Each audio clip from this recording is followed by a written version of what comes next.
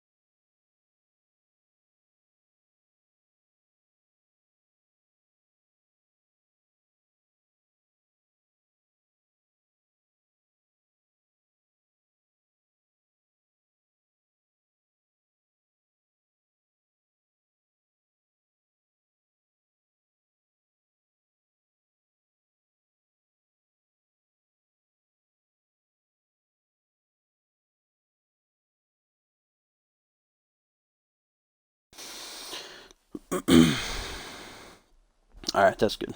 So it's actually working. And it cut off the stream like 3 times earlier for the UFC thing.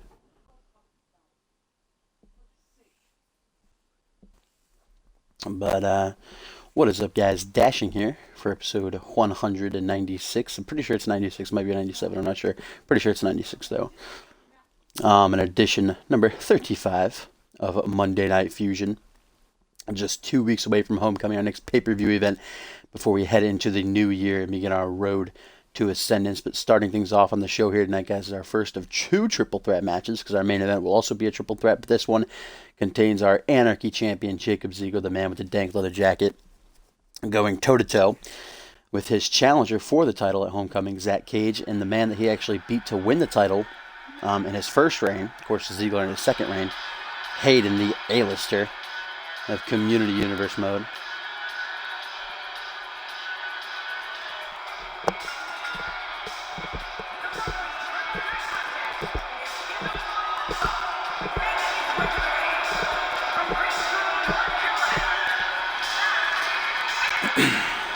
Hello, J-Rod, Hellish, Zach, Victor.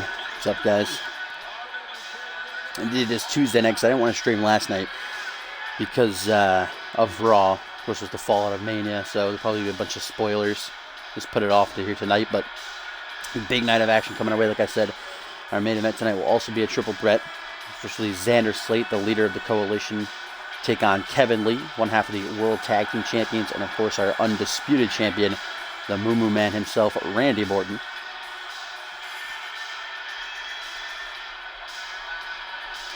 So let me try to calculate. Yes, Tim, that's exactly right. I'm trying to calculate. What's today? Tuesday, so Friday, Monday. So Homecoming should be not next Monday, but the Monday after. So 2 weeks away. It's 2 weeks away in universe time. It'll be 2 weeks away in real time. As Zach Cage is in the ring, ready to go, waiting for this man, his opponent at Homecoming, where the Anarchy title will be on the line.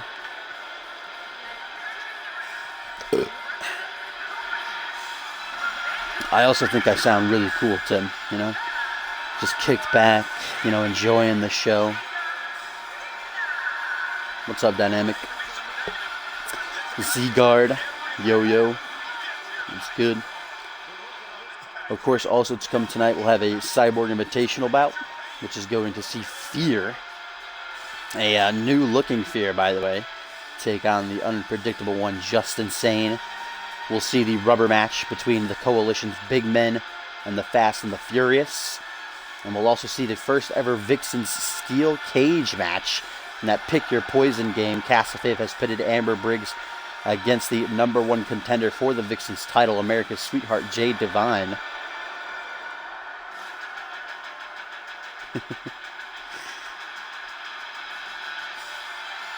This is Xbox One there, Z.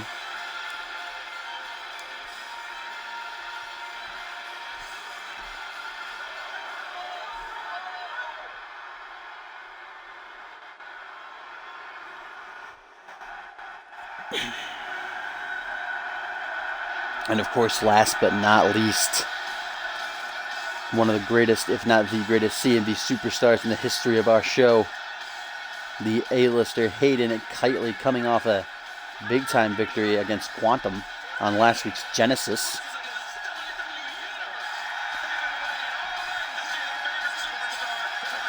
Kitely's still on his little, what do you call it when someone doesn't talk? Like their pledge of silence or something. We haven't heard words come from Hayden his lips in months now.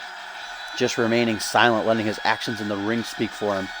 Of course, defeating Paul Anderson at Cause and Effect.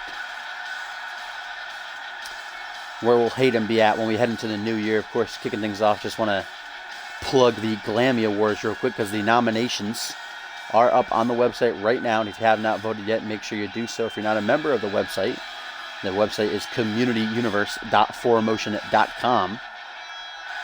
And the results, the superstars will be presented with their awards on the Fallout of Homecoming, episode 200 of Community Universe mode. As we get a nice close-up of Hayden right there. My TV won't mute again. Come on. Probably change the batteries in my remote or something. There you go. Have to do it at a certain angle. Well, that's right. Hayden did lose a match to the Undisputed Champ Borton on last week's main event of Fusion via roll-up for Hayden. And right out of the gate, we see Ziggler go for Cage there, take him down. And Hayden immediately on top of the Anarchy Champion. Probably hasn't forgotten that Ziggler was the one who took the title from him. Of course, Ziggler won the Anarchy title back after losing it to Mark Marquardt by beating the Big Red Machine in a 2 out of 3 falls match some time back. And we get our first tweet of the night here from Fear. He says, "Just insane tonight you lock up with not a foe, but a brother. I've watched you for a while, my friend, and you've impressed me and my master. There's place for you in the Unholy Alliance, should you desire to join us." So Fear offering his hand to Just Insane. I don't know if Sane's the lone wolf. He wouldn't join the rebellion. He wouldn't join the corporate. Wouldn't stay with the corporation.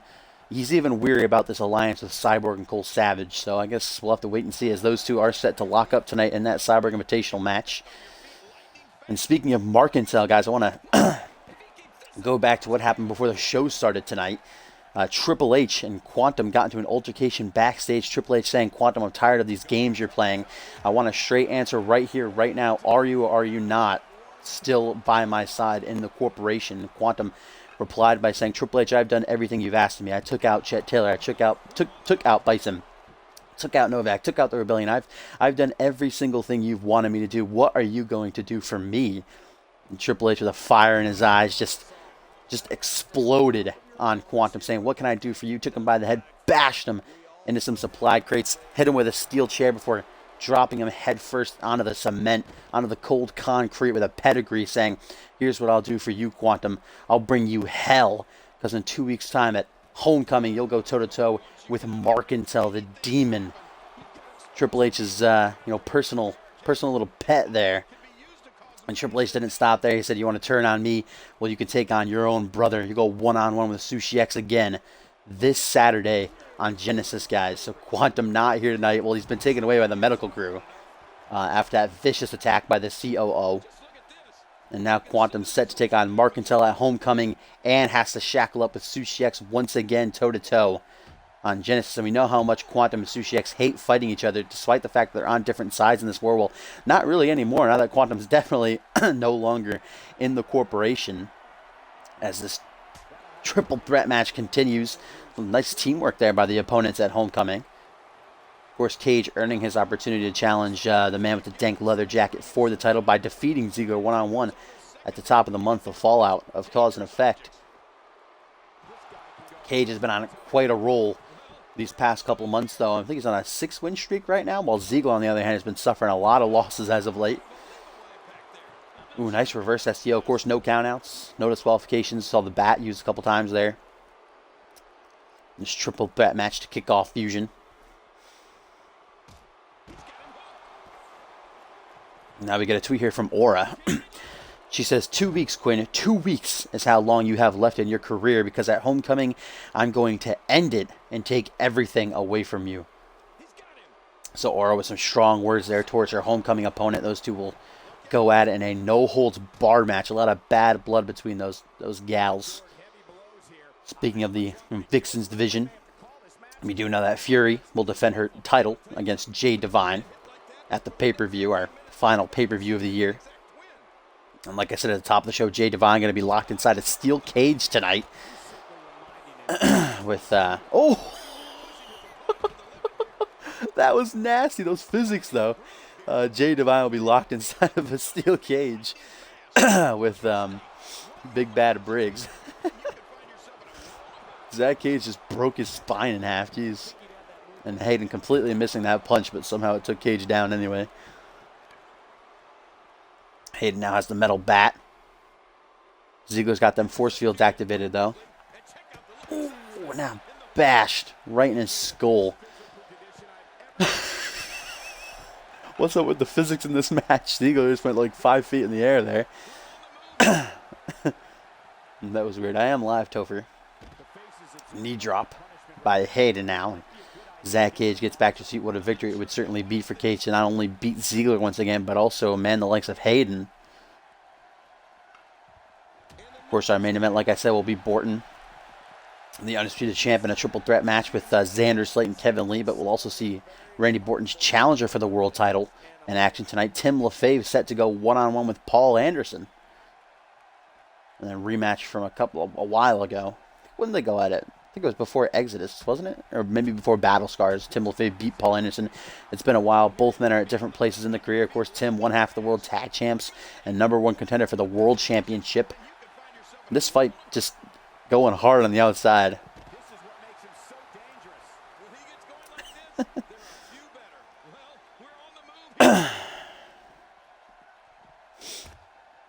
Hayden just throwing Ziggler right into Zach Cage there.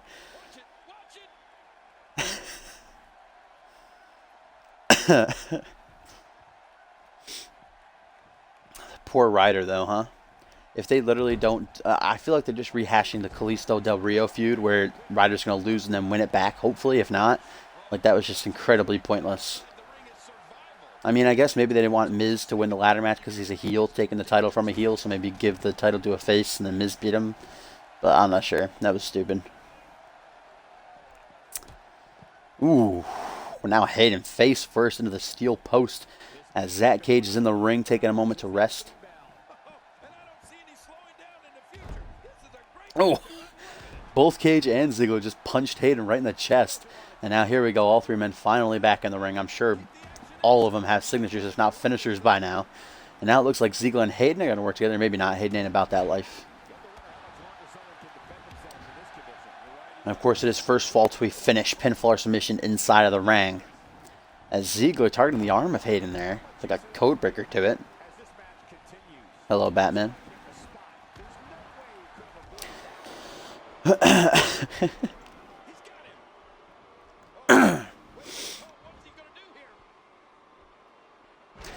Nice suplex there by Ziggler, stalling a little bit, letting the blood rush to Cage's head. And now Hayden sizing Cage up, looking for the final cut perhaps. Where is Ziggler going though?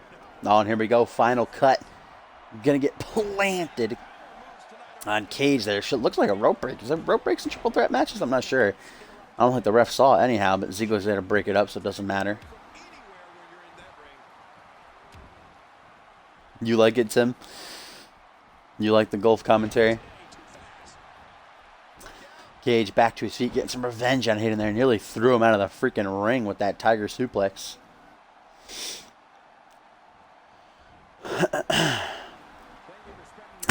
And now Ziggler looking for his pedigree. Cage shuts that down, though, going for his curb stomps. Oh, vicious over and over and over again. Down onto the chest of the A-lister. Making it hard to breathe. Ziggler breaks up the pin, immediately punches Cage right in the back of the head, and Ziggler certainly needs this win, probably more than the other two of these guys. Like I said, he's been on a bit of a losing streak. Beautiful bridge broken up by Hayden, though. Hayden practicing his shadow boxing. A little bit too early, though. Ziggler capitalizes. Nice DDT. Oh, a Cage. What a kick to the head. And now Cage looking for his finisher. This golf commentary is kind of making my throat tickle a little bit. It looks like Hayden just broke up Cage's finisher. Dragon's I can't really do Dragon Screw with golf commentary though. Ziggler has his pedigree now broken up by Hayden. Hayden going ham, breaking up everybody's fins though.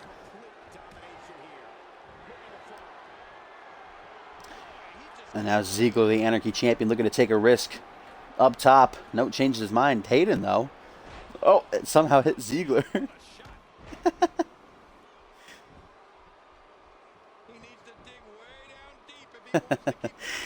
I don't know how he hit Ziggler somehow up first, too. Back elbow. Oh, my God. Wait a minute. Zach Cage chucking Ziggler out of the ring. The Anarchy Champion in trouble. What is Cage going for here? Over the top rope with a suicide dive. That took it out of him, though. Collapses down to one knee, and Keitler's looking to take advantage. Cage shuts that down, though, real quick. And this fight is just taken back outside the ring. Grabbing Hayden by the tights now, lifts him high up into the air and plants him onto the outside with that reverse DDT. Mason Ryan. Ooh, the Scott looking to shatter Hayden's spine, much like he did Cage's earlier in the match.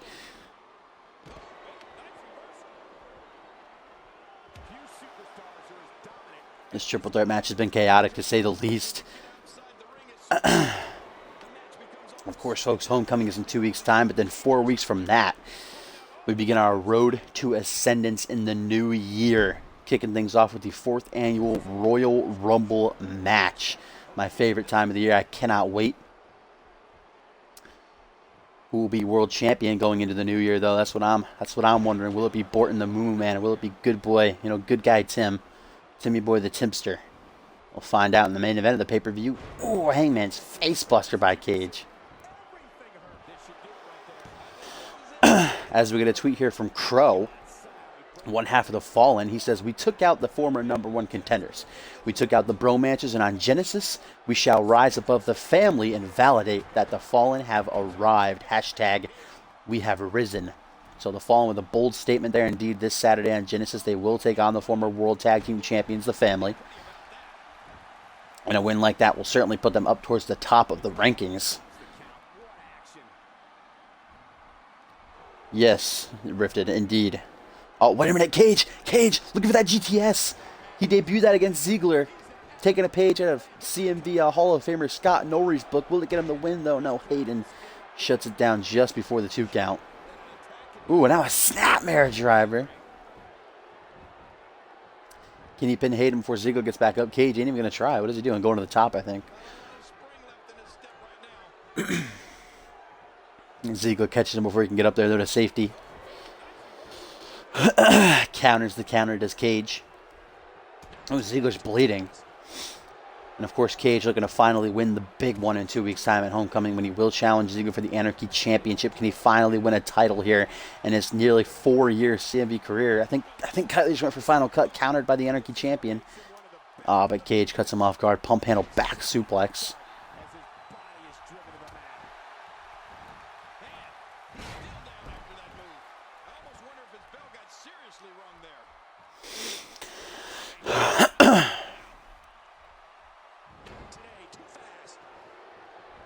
Ooh, Zach Cage going for European uppercut. Looks like Ziggler's napping. He's been down for a while.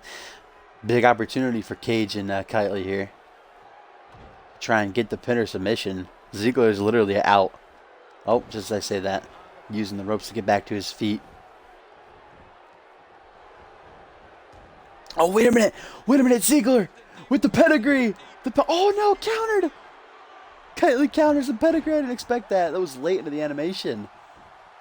Short arm clothesline might have caught Ziggler off guard. 1, 2, no. Not enough to get the job done. I thought that was going to be it. Cage is down. He's napping. Ziggler had the pedigree ready to go. Kylie now taking a second to regain some stamina. That's going to cost him, as both men are getting back to their feet now. Should have capitalized there. Straight jacket German. Ziggler's right there to break it up, though. Is he going to? Yes, he does. There you go.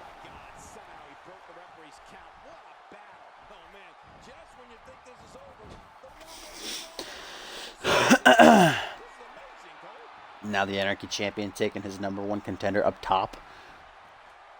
Well, Hayden let it happen. Oh, you can't stop it. What is Ziggler looking for here? Ooh, sit-out face buster from the top. Takes Cage out. Hayden from behind looking to capitalize with perhaps final cut, but Ziggler says no, shuts that down. What a combo and another backbreaker. Oh! Completely missed that moonsault. Now he's going to go for another springboard. Okay. I don't know what happened there. I thought he hit Cage for a second. Oh, what is Cage doing? Both guys are all the way across the ring. Ziggler misses a moonsault and Cage horribly misses an elbow drop.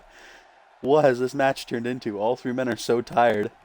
They just don't know what they're doing anymore. Oh, and Hayden goes for the pin. Cage just let it happen. Oh, only a 2 count.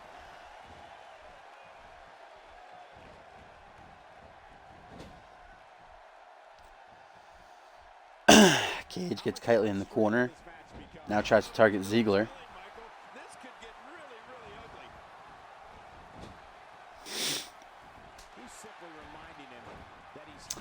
Ziggler, nice back chop in the corner. And then hits the draw kick right to the temple. As Hayden now might be looking for a final cut. Ziggler's going to ruin the party, though. I know he properly connected with that, but it still looked dumb. And now he's going to go for the pin. Hayden from behind. Going to catch him. Ooh, with a headbutt. And then he's going to have a front headlock. Just whips him across the ring with that superhuman strength we've come to know from Hayden. Oh, now just pummeling that open gash, that open wound on Ziggler's forehead. Cage from behind. All these Germans. Uh-oh. 1, 2. No, so close. How did Hayden kick out of that? Late into this triple threat match to kick off Monday Night Fusion edition number 35. It has been one hell of a ride so far. All three of these guys are so tired. They're all, Ziggler's cut is bleeding badly now. It's all over his chest. Hayden's napping on the ropes. All these freaking Germans. I'm sick of it. What a spine buster by Hayden. Takes a second to taunt, though. He shouldn't do that. Go right into the pin. And the Anarchy title match, your homecoming, is just laying together. As Hayden goes for a final cut. Cage got one earlier in the match. All about equal opportunity is Hayden, so Ziggler gets one as well. But Zach Cage back to his feet, can be able to break that up. Is he? No? Okay. Cage maybe saying, oh, wait a minute, Cage. Cage attacking Hayden, though, after the bell rang. So Cage just allowed Hayden to pin Ziggler off of the final cut and then attacking Hayden after the bell rang. I don't know what was up with that.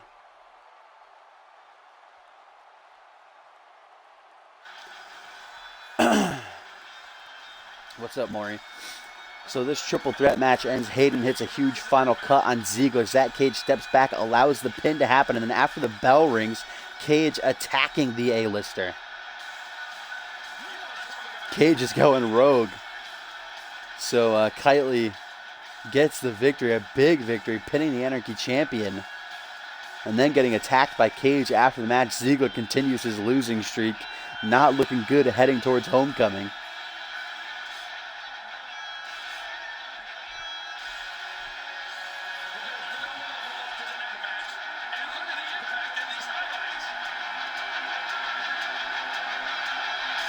And here's the ending right here. You see Hayden goes for the final cut on a bloodied and bruised Ziggler. And Zach Cage steps back, allows it to happen, allows the ref to count the 3. And I don't know if it's going to show it, but that doesn't show it after the bell rang. Cage attacking Hayden. Hayden looks like he's back to his feet now. Cage getting the hell out of Dodge. Didn't want to face Hayden's wrath once he got back up. Hayden celebrating that victory, and I'm sure he's not going to take that post-match attack by Cage very lightly. I can assure you that. As it looks like Cage, he actually has a rocket still. Ziggler suffering a downwards effect. I'm not surprised at that. Like I said, on a losing streak. And Hayden, he's got a rocket, an upwards arrow, a stacked upwards arrow, and the heart thing. I'm pretty sure, I don't remember what the heart is. I think that means he can't get injured because he's been injured so many times. He's fought back.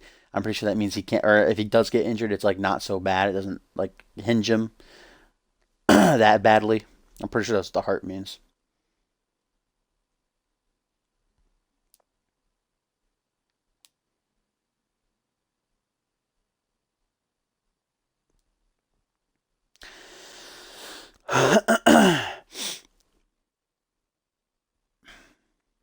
And now up next, guys, the Vixen's going to be making history once again, just like they did. Oh, I got that message. That was really loud. Just like they did on last week's Genesis, Cass LeFay facing Morgan Black in a tables match in a winning effort. That was the poison that Amber picked. And here tonight, Cass, Mama LeFave, pitting Amber Briggs, Big Bad Briggs, blip, blip, blip, inside of a steel cage against America's sweetheart, Jade Divine. Big opportunity for Divine to put down the first ever former Vixens champion on her road to try to become the Vixens champion herself at Homecoming when she takes on the Urban Warrior Fury.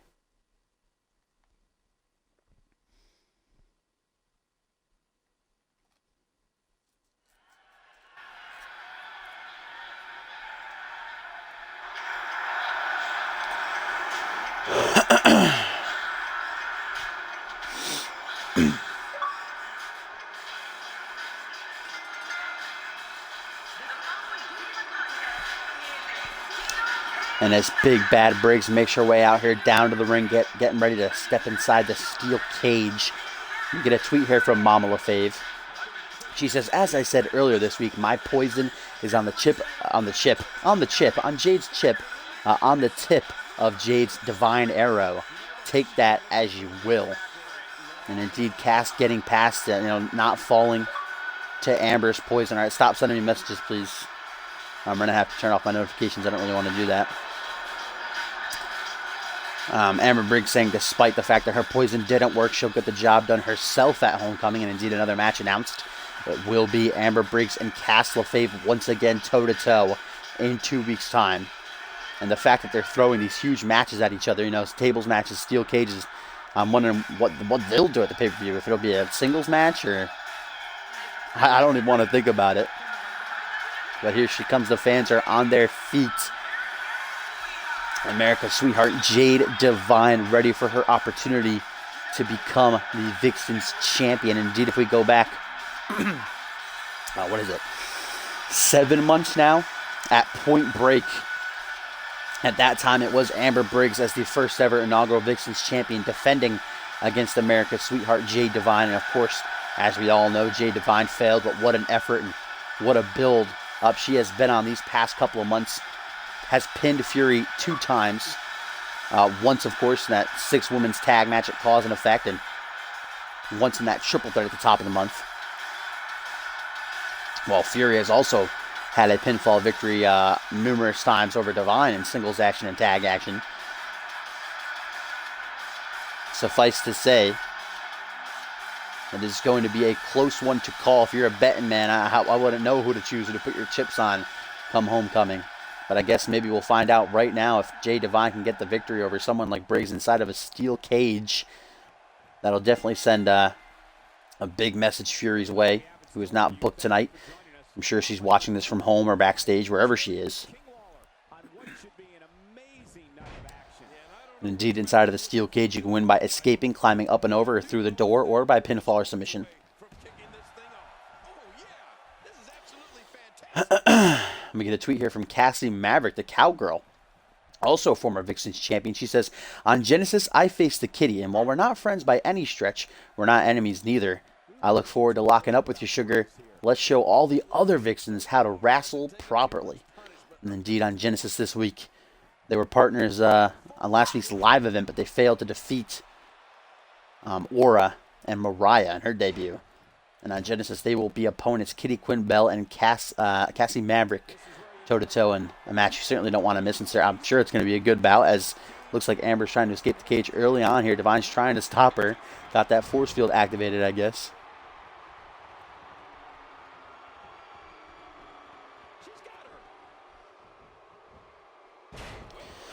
Let me get a tweet here from Carlos. Of course, indeed, the boyfriend of Amber Briggs. He says, my girl will stomp a hole into this Power Ranger and prove she is still at the top of the Vixens division. Hashtag fight Briggs a fight. So Carlos obviously have money incorporated, I'm sure, backstage, maybe with Andrew, Amber's sister, and Arn Balmer, keeping a close eye on this one.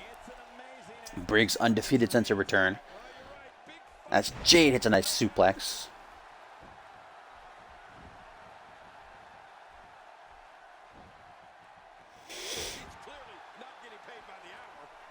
Clearly not, King. Clearly not. Certainly you don't want Jay Divine rethinking that plunge from the second turnbuckle. You certainly don't want to stay in a steel cage match for longer than you have to. Got hiccups now. Try to win as quick as you can, because that steel cage will punish you. As we've seen in past steel cage matches. They've gone on for an hour at times. What was that? What was the hour long? I think it was Paul Anderson versus Dave Turner way back when in Season 2 inside of a steel cage that went on for like an hour and a half. A brutal match type in the first time here in CMV history we've ever seen two Vixens step inside one. As Divine gets a nice backbreaker. Also to come tonight, guys. In our co-main event down the line, we got six-man tag action, which will see the international champion Jamari Williams shackle up with his pals, Vicious and Delicious, to take on his Vicious and Delicious, said that too fast, to take on his opponent, his challenger for the international title at Homecoming, Ryan Kent, as well as Matt Jefferson and Shanaz and Donnie Rebellion allies. Of course, Kent beat Jefferson on last week's Fusion to earn that title opportunity, so we'll see how Jefferson and Kent can work together tonight in that six-man tag. As now we get a response from Kitty Quinn Bell towards Cassie Maverick. She says, I have respect for Cassie Maverick, and it's always a pleasure teaming with you, but on Genesis we will be going one-on-one. Let's show the world how it's done. She's got some good respect shown between Cassie and Kitty here going into their Genesis bout later on this week. Oh, Jade Divine tasting the steel of the cage as she's driven face first into it. See if Amber can capitalize on that.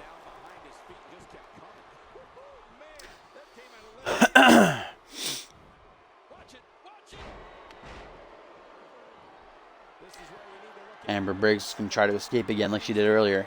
Jade Divine just up in time. Can she stop her? Got that force field activated. No, grabs her by the leg and yanks her off the cage. While now American Sweetheart immediately turns her attention to the cage. Is she going to climb? Might be afraid of heights. I don't know. Her finisher is the Divine Arrow. Uh-oh. Uh-oh, I don't know if Amber's going to get up in time. Jade's going to win. Jade's going to win. Jade's going to win. Jade's going to win. No, Jade! Jade Divine escapes the cage before Amber Briggs can get back to her feet. And America's Sweetheart has just beaten Big Bad Briggs inside of the steel cage match. Yanking Briggs off the side of the cage wall, whacked her head on the canvas, stunned her, allows Jade Divine to climb up and over just as Briggs gets back to her feet.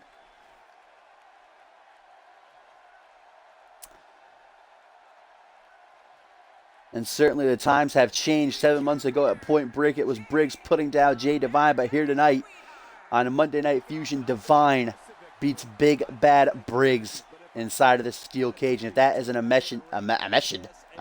message for Fury, then I don't know what is. As Jade Divine looks right into the camera, probably, looking at Fury saying, I'm coming for that championship. At Homecoming, your time is up.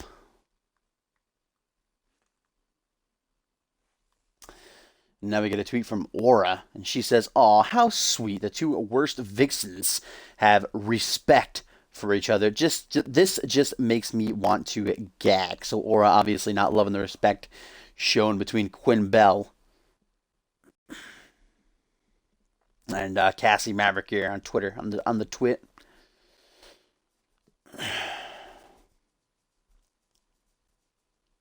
And up next, folks, we are going to see the number one contender for the CMV Undisputed Championship in action.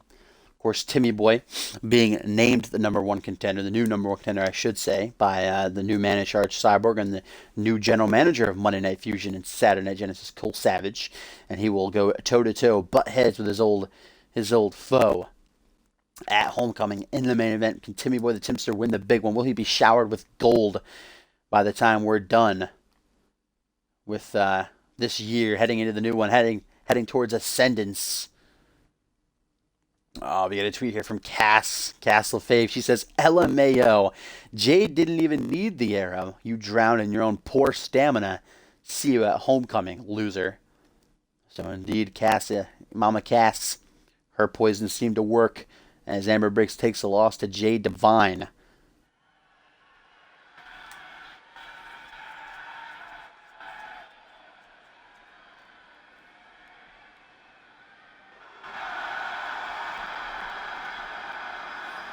What the hell?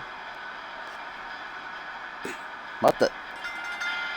Who is this guy? Dwayne, Paul Anderson. This is supposed to be Anderson, guys, going one-on-one with Tim LaFave, one half of the World Tag Team Champ. I don't know. Representing the Acolytes, apparently, though, is this guy. That 2K15 glitch, though. Dwayne Brooks. I've heard about this guy being a new signing here in CMV to Monday Night Fusion and Saturday Night Genesis, but why is he coming out here and Anderson tagging along behind him? I don't know what's going on here, guys. It's Dwayne Brooks, I guess, taking Anderson's spot here in this. Look at the size of this guy. Just acting like he doesn't care what the fans think. This guy is huge. This is going to throw Tim off big time. He was preparing all week long to face Paul Anderson of the Coalition. And Anderson just throwing in this wrench. Dwayne Brooks apparently making his CMV debut here tonight, guys. Getting ready for one half of the World Tag Team Champions. As we get a tweet from Kitty Quinn Bell, and she says, "You should be used to gagging, Aura. But don't worry, at homecoming, I'll make you gag on your own blood as I beat the holy hell out of you."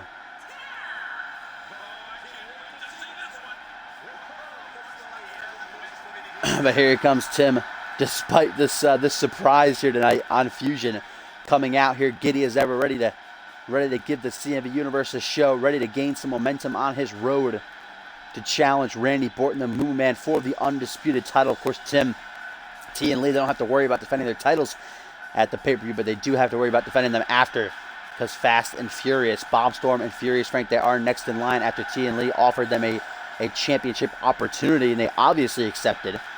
So on the fallout of Homecoming on episode 200 of CMV, ladies and gentlemen, it will be T and Lee defending the tag team titles against the Fast and the Furious. The question is, will Timmy Boy also be undisputed champion by the time we get there? We'll find out when that time comes. But right now, it is the colossal Dwayne Brooks making his in-ring debut against Tim LaFave, and Paul Anderson ringside. It's supposed to be Anderson taking on Tim LaFave here, guys. I don't know what's going on. I didn't know that Paul Anderson and Dwayne even knew each other. As we get a tweet here from Big Bad Briggs now after her steel cage match. She says, "We'll see how confident you are after you face Fury next week in an Anarchy Rules match.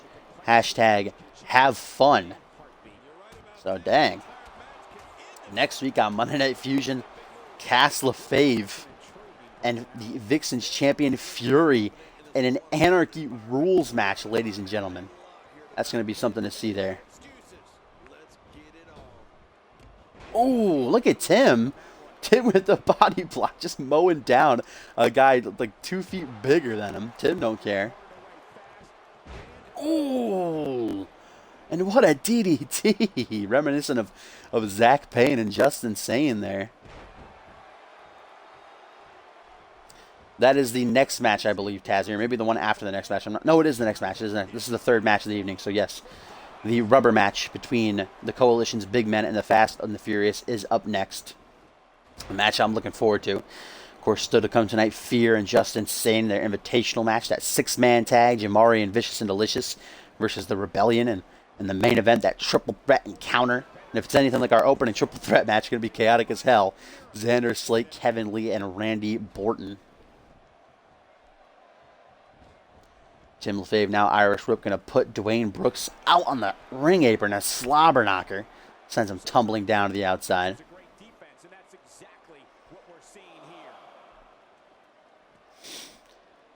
Of course, Tim LaFave, I was about to say.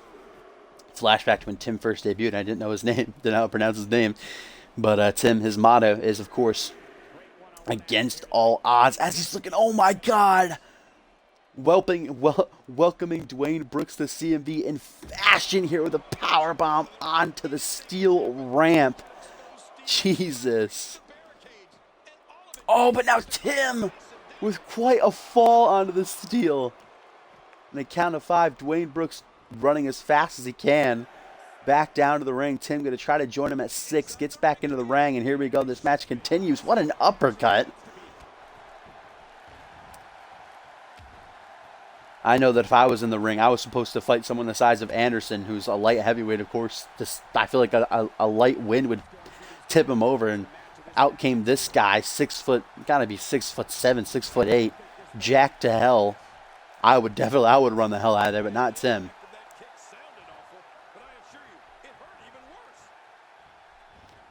Irish whip, gonna send Dwayne Brooks into the corner. Tim approaching him. What's he looking for? We're not gonna find out. Brooks pushes him away.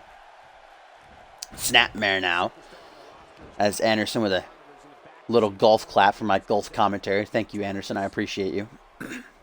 And Anderson, guys, actually came out here earlier tonight as the show was starting and was trying to tell us something. But every time he opened his mouth, the fans would cheer and boo him to hell. Every single time Anderson would let them cool down. As soon as he went to lift the mic and open his mouth, boos rained down on him. They didn't let Anderson talk. And Anderson eventually just chucked the mic out angrily and left the ring.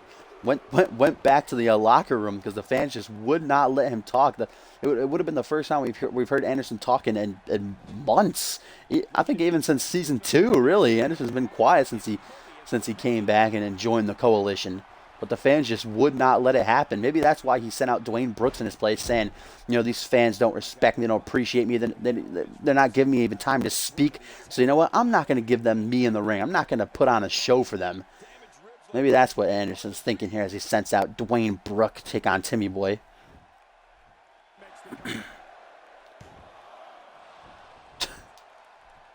Kick out by Tim, though. What is Anderson doing? Anderson looking not impressed with Tim's performance. Oh, but wait a minute, Tim! FDNY drop! FDNY drop! The big man, Dwayne Brooks, just draped over the shoulders like eclipsing Tim there. Somehow LaFave lifting him up and over for the FDNY drop. We haven't seen that in a while. Only gets him a 2 count, though. As Dwayne Brooks is in trouble because we know it usually closely follows up that maneuver.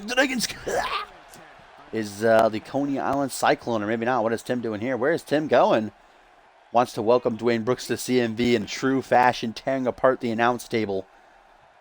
Ripping out the monitors. Don't knock over my Mountain Dew, please. There goes my cowboy hat. Oh, it's going to get all dirty. Dwayne Brooks coming out to greet him. He's not afraid. He might regret that, though. Oh, what a punch to Tim. Looks like the back of his head whipped off that covering to the announce table. Oh. And now just rammed chest and head first into the ring apron as the count is at a ref of 3, I was about to say. The ref is at a count of 3. And again, into the ring apron goes Timmy Boy. Might be regretting going out to the outside of the ring now. A 3rd time into the ring apron. Now at a count of 5. Dwayne Brooks, the newcomer, lifts Tim up to his feet. Good guy. Rolls back in the ring. Count of 6. Can Tim wake up in time? He shakes off the wooziness. He's dazed. Oh, and look at that. Tim tries to grapple Dwayne Brooks, but Dwayne just swats him away like a fly. Like Tim's an annoyance and nothing more. Covers 1. Just a 1 count for Dwayne Brooks on that one. Goes for a scoop slam. Tim drops down behind, though, and a punch to the back. Staggers Dwayne Brooks. Again, though, Tim not able to capitalize as Dwayne Brooks swats him out of the air. Takes a couple steps back. Does Dwayne. Bam! Brings the knee right into the temple.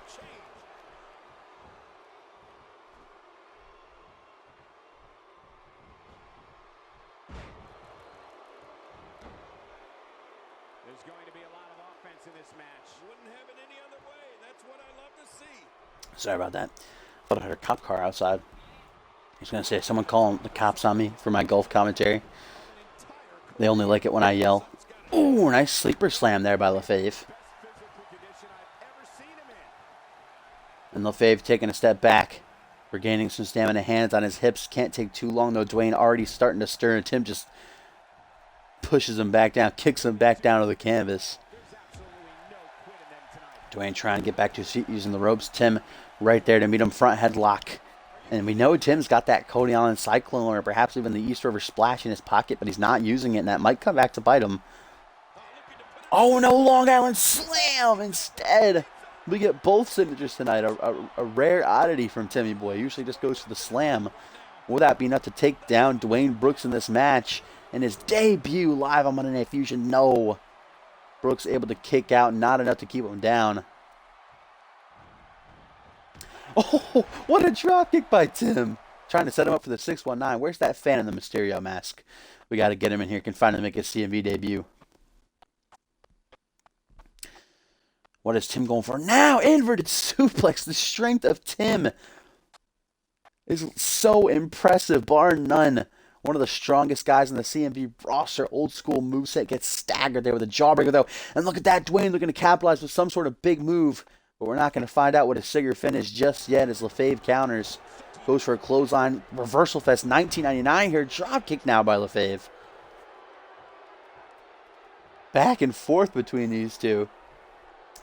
No matter the outcome, Dwayne has certainly put up one hell of a fight against one half of the World Tag Team Champions here. Oh, what is Tim going for? Look like an avalanche. Oh, rubs the dick right across the back of his head. All the body weight right into the second rope.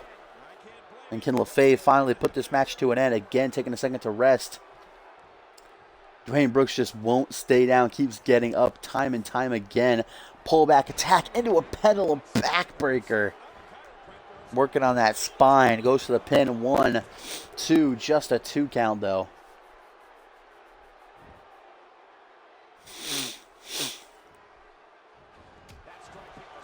Tim gets back to his feet only to be greeted with a nasty punch to the back of the head, and now Brooks has LaFave in the corner. Gonna place him up on the top rope. Not looking good for old Timmy Boy the Timster. As the newcomer, what does he go for? Up on top, he's a freaking giant back suplex. My God. Tim might be dead. Oh, but he's not done. Gotta get that elbow drop to the thigh, though. Covers. 1, 2. Just a 2 count still. And Dwayne Brooks cannot believe it. The fight in Timmy Boy. He will not go down. Tim. Oh, Tim! Another FDNY drop! Another one! Takes down Dwayne Brooks. That's got to be it. Hooks the leg. 1, 2, 3. Yes, Timmy Boy finally getting the victory over Dwayne Brooks here tonight. Despite the fact that he was supposed to be fighting Paul Anderson, Dwayne Brooks taking his place. Tim did not back down against all odds. A second FDNY drop puts down the colossal Dwayne Brooks. What a match. What a showing by Brooks. And I'm sure Anderson isn't very pleased. But nonetheless, it is old Timmy Boy that gets the victory, emerges the winner, and builds even some more momentum as he's on the road to challenge Randy Borton for the Undisputed Championship in just 2 weeks' time at Homecoming. Now the question is, will Borton be able to pull out a victory here tonight on Fusion later on tonight in the main event when he squares off against Xander Slate and Kevin Lee in a triple threat encounter? Only time will tell. What a match, though.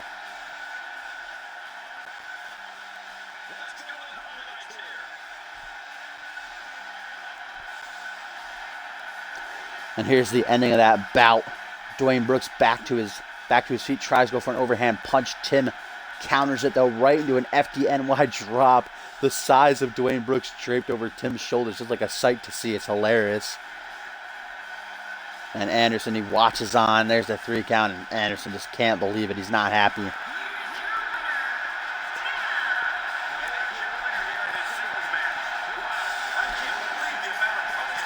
One half of T and Lee gets the victory. Can Lee get himself a W later on tonight? Up next, folks, it is that rubber match that I've been looking forward to. This rivalry that's been a brewing between the Coalition's big men, Bison and Duo Maxwell, and the Fast and the Furious this past month. Of course, it started when the Fast and the Furious defeated Bison and Duo Maxwell the night after Cause and Effect. And last week, we saw Bison and Duo bounce back in a great tag team match, defeating the Fast and the Furious. And of course, now we got to know who is the better tag team. This rubber match, it needed to happen. It's going to here tonight. Who's going to get the win? Will it be Bison and Maxwell? Will it be the Fast and the Furious building some momentum towards their tag team title shot on episode 200 of CMV after Homecoming? It's time to find out right here, right now.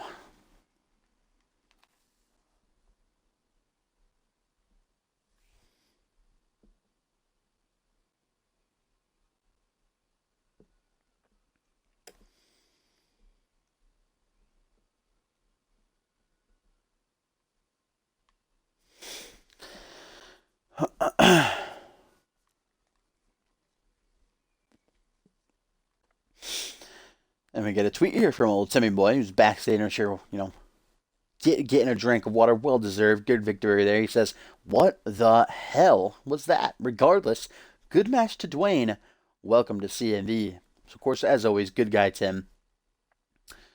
Showing respect towards Dwayne here. Indeed, I'm wondering what the hell as well. I think my theory is right, though. Paul Anderson, didn't want to go out there and perform in front of the fans after the disrespect they showed over the top of the show here tonight.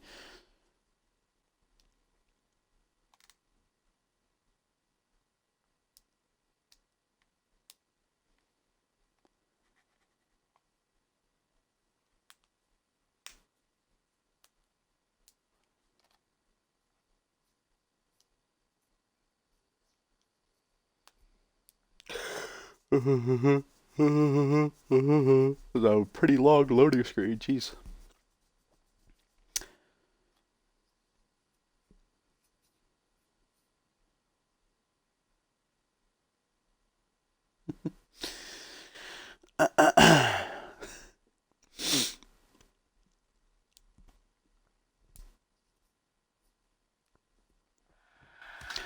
And here we go, top of the match. We see teams get these jobber entrances, and Bison with a double high five there to his tag team partner, Duo Maxwell. So I unmuted my TV for no reason. They got them jobber entrances, though. So here we go, the Fast and the Furious, the Coalition's big men go at it. And this rubber match to prove who is the better tag team. As Bob Storm right out of the gate with a drop kick to the Barbarian. Bison quickly back to his feet, though, kicking out the knee there of Storm. Now going to go for a last call. It looks like trying to chuck the little man out of the ring. Almost. Close, but no cigar.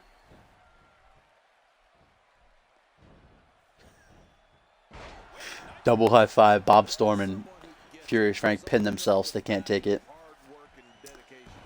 See two big men like Bison and Duo high five. Just a scary sight.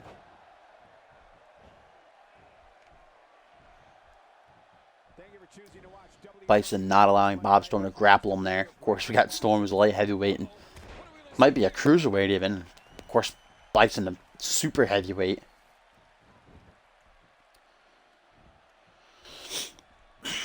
Back body drop there. Sends Bob Storm flying. And the Masked Man lifted to his feet. Oh, Bison going for that inverted snap power slam. And Bob Storm and Furious Frank both have tasted that numerous occasions these past few weeks. Will it be enough to keep Storm down here in the early going? No, it will not, of course. Storm's got much more fight left in him than that.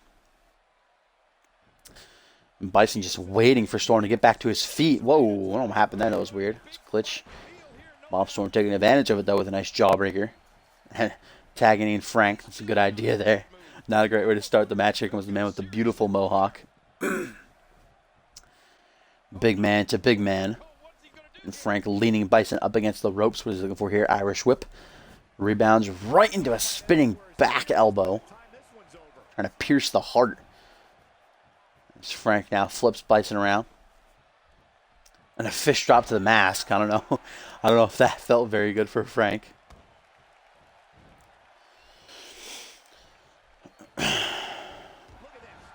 Ooh, what a knee. Oh, another one. Not a third one. Can we get a fourth one? No, now a kick to the ribs. Those ribs are going to be bruised, making it hard to breathe. Furious Frank obviously has picked a target here for this match. Oh, now going for a sit-out sidewalk slam. Just looking at Bison in disgust. You dare high-five your tag team partner? Only me and Storm can high-five. Irish Whip puts Bison in the corner where the Fast and Furious looking for here. They don't have a finisher yet. Or do they? Do they have a finisher already? Oh my god, yes they do! Tokyo Drift by the Fast and the Furious. What? Where'd they get that from? 1, 2. Oh no! Furious Frank able to stop Duo Maxwell. And Bison somehow able to kick out at 2.999 after the Tokyo Drift. They just pulled that out of their ass. Where they got that from. And Bison and Frank going to take their fight out to the outside. Out to the outside. GG dashing. To the outside. And Bison just smacking Frank away. What is this now? Ooh, Seth Walker. By Bob Storm, the referee beginning his count. Frank got to get out of there, and he does. Not done with Duo Maxwell, it seems. Pulling him off the ring apron. Wait a minute. By the bull's horns. Literally. And Duo again throwing Frank back into the ring as Bison's in trouble. Duo might want to get in there. 1, 2, 3. No. Bob Storm puts down Bison before Duo can get in to break up the pin because he was busy focusing on Frank. And the Fast and the Furious literally pulling that finisher out of their assholes. And then a by the bull's horns, too much for the Barbarian to withstand. And on this night, we find out who the better tag team is between the two pairings, the two duos, no pun intended. And it is the Fast and the Furious with a flash victory.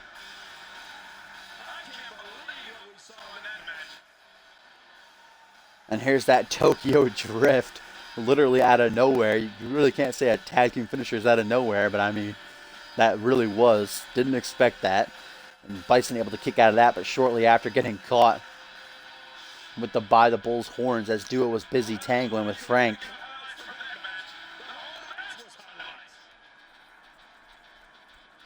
Here you see Frank right here keeping Duo busy as Bob Storm hits the by the bull's horns.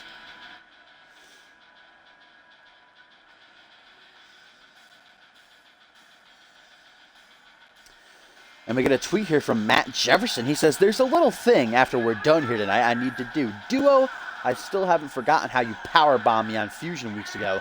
So on Genesis, I'm going to issue a challenge to you for next week. I hope you'll be there. So Matt Jefferson saying next week, or later on this week on Genesis, he's going to issue a challenge to Duo Maxwell. That was a good tag match, but very short and a very decisive victory by the Fast and the Furious. It says Bison and Maxwell are in high spirits as they approach their big match with rivals Bob Storm and Furious Frank. Maybe they were in high spirits before this match, but I don't think anymore. And Bison's got stacked rockets. I don't know what that... I think that probably has something to do with the tag team since there's 3 guys. I'm not too sure, though. Storm's got the rocket upwards arrow. Duo's got that... Yeah, that's got to do something with the rivalry, probably. Matt Jefferson, of course, referencing a couple months back when Jefferson issued an open challenge to any coalition member, out-king Duo and powerbombed him through a table. But before Jefferson get his revenge, that whole thing with Jamari happened. So Jefferson, though, he didn't forget. Going to issue that challenge to Duo. Will Duo accept? We'll find out. The ultimate high five of doom. And up next, folks, it is our invitational match of the evening. Bill Maverick, a.k.a. Fear, toe-to-toe with the unpredictable Justin Sane. And, of course, Bill Maverick has a new look, looks older, looks nastier, looks uglier, because, as we saw last week, Bill Maverick was getting ready to finally rejuvenate himself, use the amulet to regain his powers, but it turns out that Fury gave him a fake one, and the spell backfired, and, of course, did this to Fury. Made him older. You see, he's got longer hair, longer beard, he's paler. He's not looking great. And Fury, of course, was livid. Says he's going to take Fury's soul. And if I were Fury, if I were the Vixen champion, I certainly wouldn't want Fury on my tail. Juking him out like that probably wasn't a good idea. But Fury knew giving Fury that amulet just wasn't going to end well. So good on her. Smart for her. Smart move. Proud of you.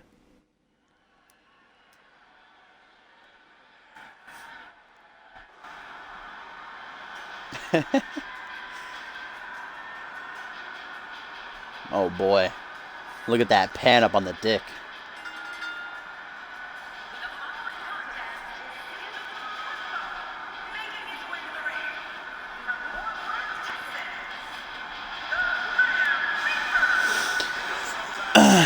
the Grim Reaper, the Eater of Souls, Fear, Bill Maverick, makes his way down the ramp and into the ring.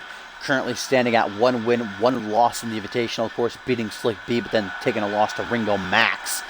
And the man he'll be facing tonight, Justin Sane, currently 2-0, tying Xander Slate for the top place on the brackets.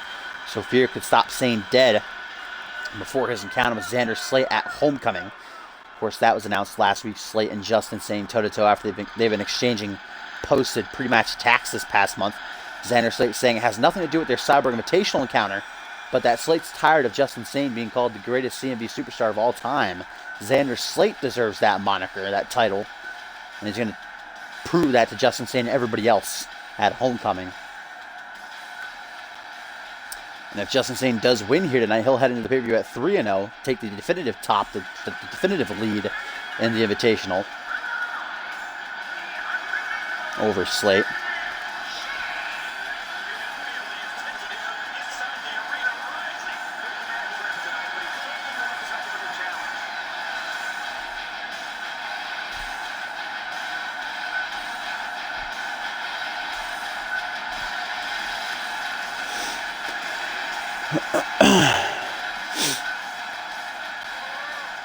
Woohoo! And here he comes, the 3-time and longest reigning undisputed champion in CMV history. Looking to get back on top, looking to get back that championship if he can place him first in this Invitational. Woohoo! Cyborg and Cole Savage saying they're putting their money behind Sane. They want him to win this Invitational, saying that Jackson Jordan was merely like I want to say like a baby, fucking, what am I trying to think of? Like a baby mouse that's being fed to a snake. That's pretty much what Cole Savage and Cyborg said to Jackson. Well, Cole Savage said to Jackson Jordan on last week's Genesis, or 2 weeks ago, I should say, 2 weeks ago on Genesis, when Jackson announced himself as the 8th and final participant in the Cyborg Invitational, saying he'd defeat Sane, which he obviously didn't. Cole Savage saying, Jackson Jordan, you're nothing more than a pawn. You're nothing more than just feed for Justin Sane, as we want him to get back to the top where he belongs. Got to wonder how Justin Sane feels about Cyborg and Cole Savage, trying to give him the easy way to the top. If I know Justin Sane, I think I know him pretty well, he wouldn't appreciate that very much.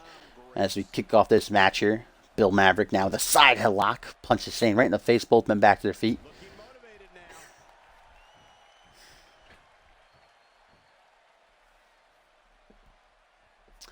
Will we see a clean break here? I highly doubt it. No, Fear takes the cheap shot. Wouldn't have been surprised if Sane did either, though. To be honest, back to the collar and elbow now. It looks like Fear's gotten... Oh, hello. Back that thing up, ref. What's good? Hey. Please move out of the way, though. Thank you. Juke to the side. Bless. I was going to say, it looks like Fear has lost a lot of weight here, too. He looks skinnier than he did before. And he was already pretty skinny, so... Goes for an enziguri. Misses that one, though. Counters back and forth between these two. Oh, what a punch. Lays out Fear with the punch. Lays out Fear, cracks him in the jaw. Sweeps him up, though. And lands right on his shoulder.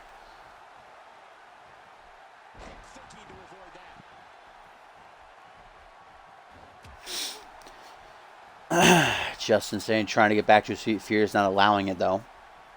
Punches and stomps, keeping him grounded. Ooh, and now the unholy one with a stiff forearm at close range. Shades of Shinsuke Nakamura and Sami Zayn here. Oh, what a single knee face breaker. Shout out to Ryan Kent, who will be in action up next in that 6-man tag.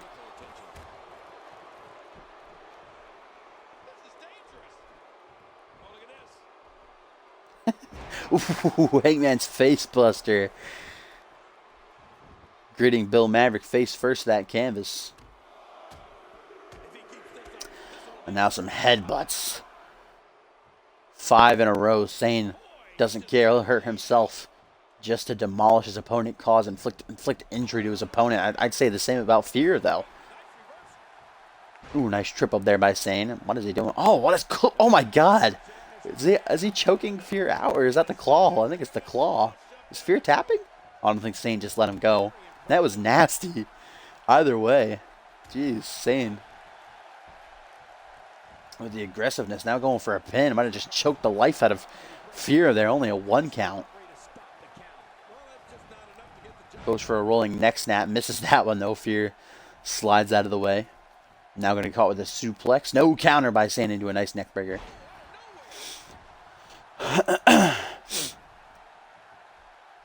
The unpredictable. What's he looking for here? Ooh, nice swing and reverse STO. Not done yet. Grabs Fear by his old gray hair. Oh, going for that single underhook DDT. Ooh, head first. Right down onto the mat. And again lifting Fear up by his hair. And now the jumping cutter, but Fear's had enough. Tosses him away. Can he capitalize? No, he can't follow up on that. Saying another jumping cutter. Oh my god. Just one after another again and again. Sane though took that all out of him, took as much out of him as it did Fear. Can he get to the pin? Yes, he can. Pretty late though. I don't know if that's going to be enough. 1, 2, just a 2 count. Fear countering one jumping cutter attempt, immediately gets boom planted with another one. Front headlock, the unpredictable wants to go for here. No, tripped up by Fear. Launched back the former world champion to his feet. Uh-oh, I don't like this. Look at that stance. Justin Sane's ready to go. Fear, don't get up. You're not going to like what you see. Jumping cutter. And slithers into the pin like the snake he is. 1, 2. No, Fear. Something in him. Able to power up that shoulder before the count of 3. 2.999. And Sane's not happy about that. A cutter on a pole match. Despite that kick out, Bill Maverick not looking too good. He's got to figure out a way to turn the tides here. Hit something big to push the match in his favor.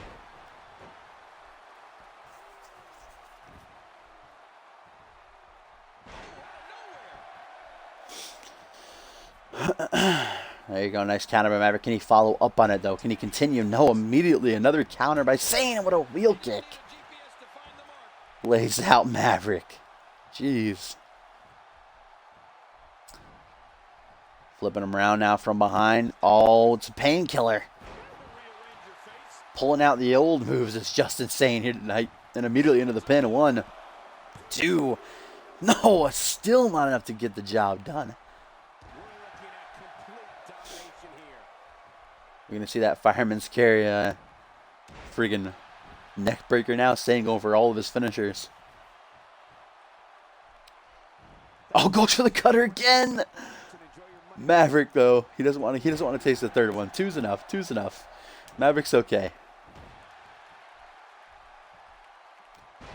Oh, 3 times the back of Sane's head just bashed, trying to crack that skull open as Maverick.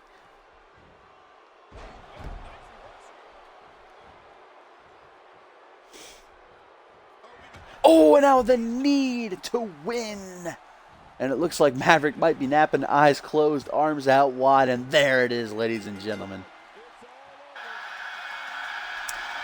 Justin Sane goes to 3-0 now in the Invitational, taking the definitive lead over Xander Slate. Props to Fear, as always, not going down without a fight. But that was domination on the part of Justin Sane.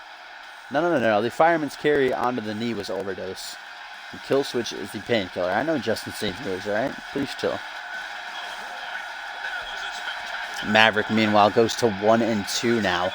I believe that puts him second to last. Or maybe third to last, because Jackson Jordan has 1 loss. I'm not too sure. We'll find out when the brackets are updated.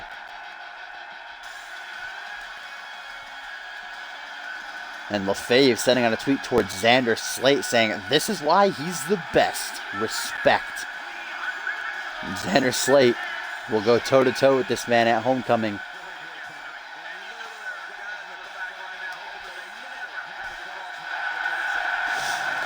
I'm sure that's how Slate's feeling right now. Slate's probably, not feeling too great, not too happy that Sane's taking the lead, but Xander can tie it up and take the definitive lead once more if he puts down Sane at the pay-per-view.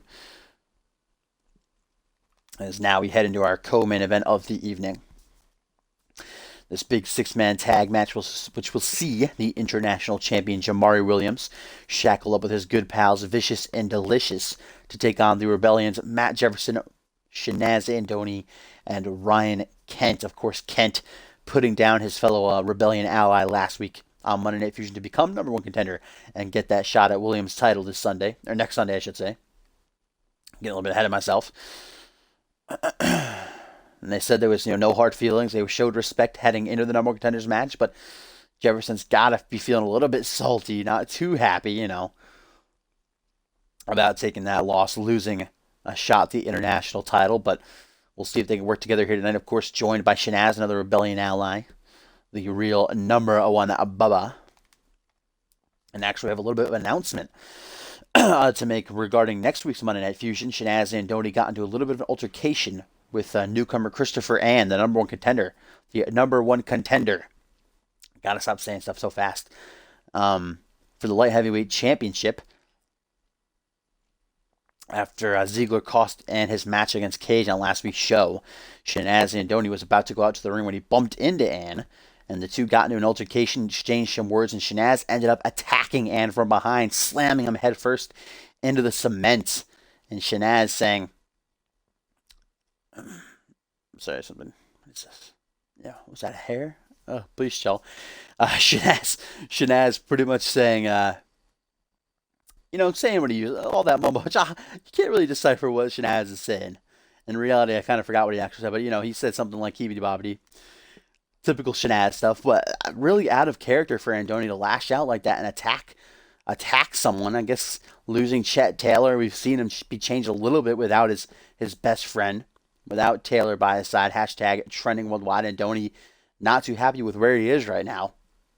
And about that announcement on next week's Monday Night Fusion, it will be Christopher Ann one-on-one with the real #1 Bubba, Shanaz Andoni. And if Ann cannot defeat Shanaz, he will no longer be #1 contender to the light heavyweight title, because, of course, Ann also suffering a loss to Andrew Briggs on last week's Genesis in that non-title match. So if Ann cannot beat Shanaz, he will no longer be #1 contender for that light heavyweight championship. And what an opportunity for Shanaz that might be to become a 2-time light heavyweight champion. We'll just have to wait and see. As we get a tweet here from Jamari Williams where he comes out for this 6-man tag match, he says, "I feel bad for that global rainbow, so I'm going to give Matt Jefferson an opportunity to star on the sneak peek this week. Don't miss it." So Jamari Williams inviting Matt Jefferson onto the sneak peek, Jamari's talk show. That'll be interesting to see.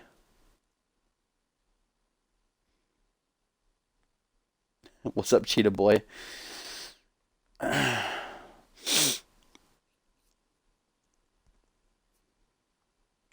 And we all know that Jefferson and Kent beat Vicious and Delicious. The fallout of cause and effect to earn that #1 contenders match. So they have some history with Salim and James there as well. Sure to be a chaotic 6-man tag here. As our main event is still to come, that triple threat bout, which will see the coalition's leader Xander Slate go toe-to-toe with one half of the World Tag Team Champs and Kevin Lee, and the undisputed champ, the Moo Moo Man himself, the Milkman, Randy Orton.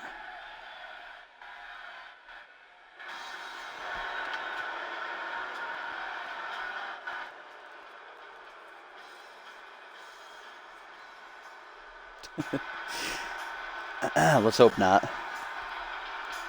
We don't want a repeat of Dark Carnival, please. No, please. No, please.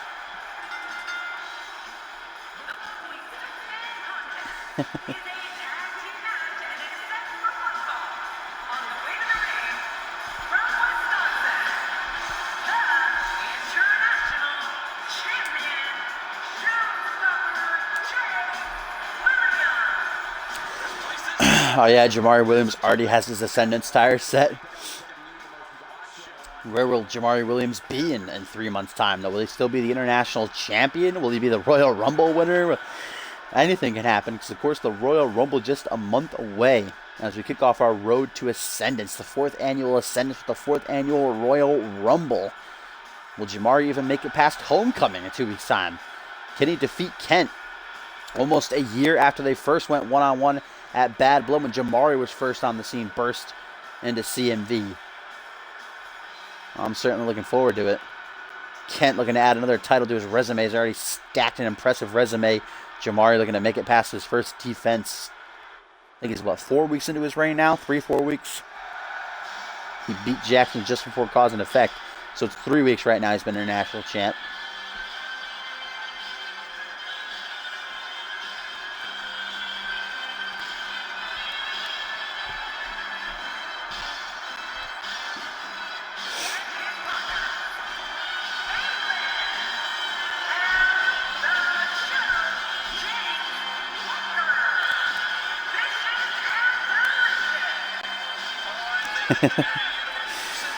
Jamari's going to win all that before they even happen. That's pretty impressive. And here they come. Salim Ismail right there on your screen right now. The first ever and 2-time CMV Tag Team Champion way back in Season 1. Joined by his new protege, his assistant, James Walker. Make up Vicious and Delicious.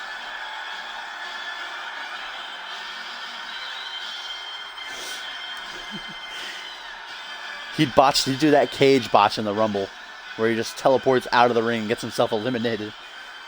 That's what would happen for Andrews.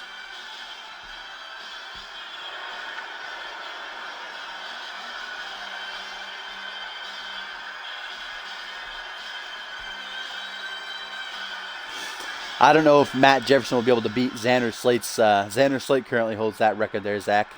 I believe it's 19 seconds Slate got eliminated in the second annual Royal Rumble. Even shorter than NXT's quickest elimination, I'm pretty sure. That'll definitely be a tough record to beat.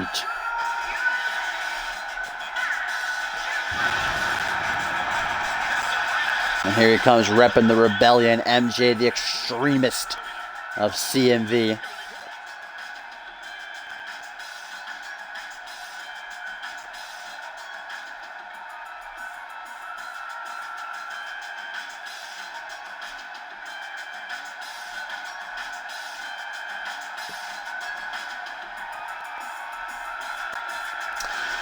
It looks like Salim was staring at Jamari Williams, whispering something in his ear, whispering him sweet nothings before this tag match, making sure they're on the right page.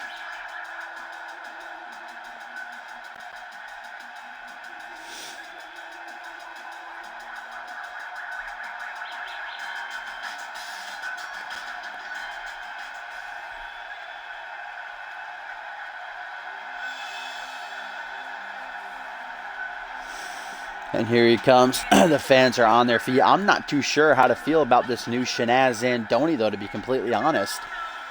Without Chet, he's just turned vicious, savage, really. I mean, I would never expect someone like Shanaz to brutally assault someone from behind like he did to Christopher Ann on last week's show.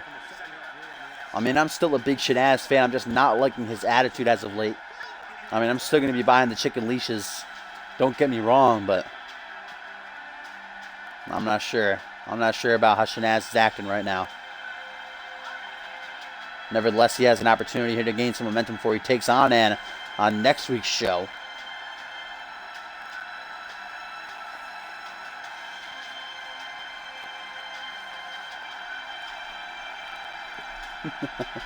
Shanaz is putting on Tim's pants.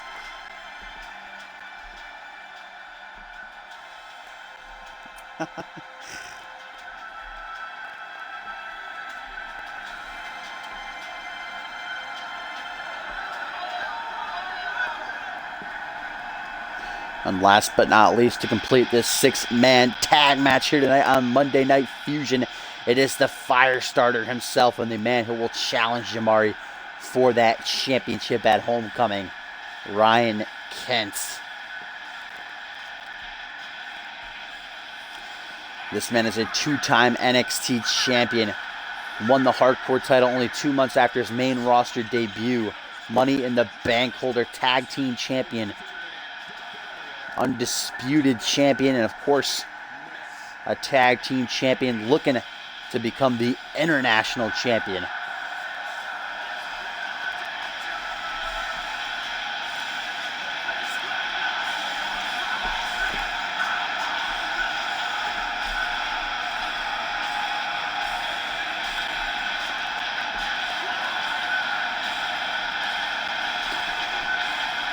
Here he comes. Ryan Kent adjusting his tights, psyching himself up. Hopefully he and Jefferson can work together here tonight.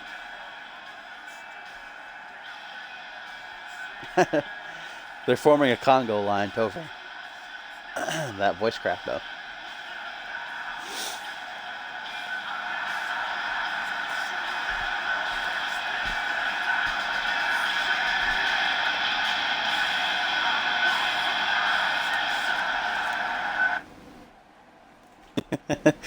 And here we go. It's going to be Jamari Williams and Matt Jefferson kicking things off here in this six-man tag bout.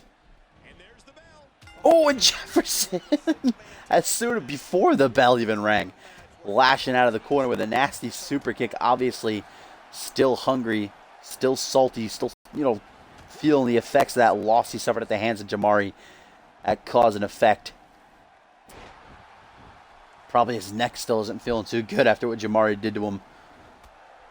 And now Jefferson, of course, doesn't even have an opportunity to, make up for that wrong, because Kent's number one contender. Kent beat Jefferson, took that opportunity from him.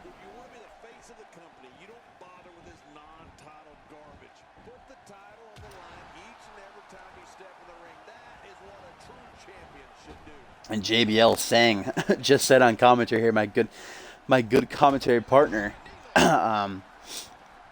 saying that a good champion will put their title on the line every single time they step into the ring. And actually on last week's Genesis, we had a little Twitter exchange between Kent and Jamari. Kent saying if he does indeed defeat Williams at Homecoming, he's going to put the title on the line every single week in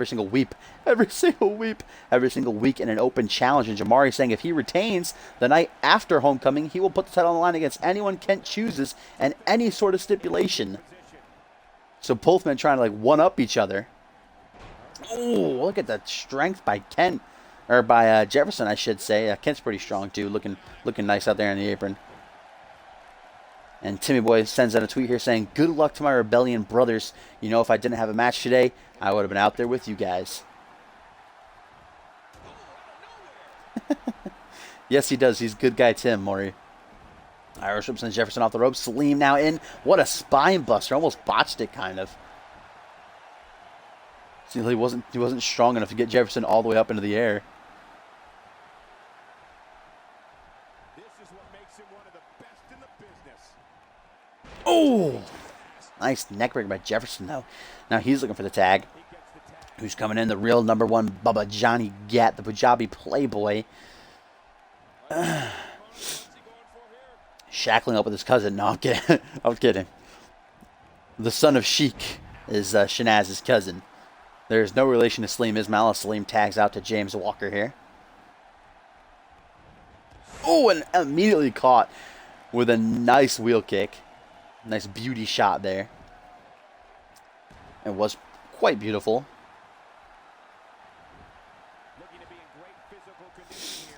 Oh, what a back job right across the face. And now that back rotation suplex. Shout out to Mama LaFave as he catches him flush.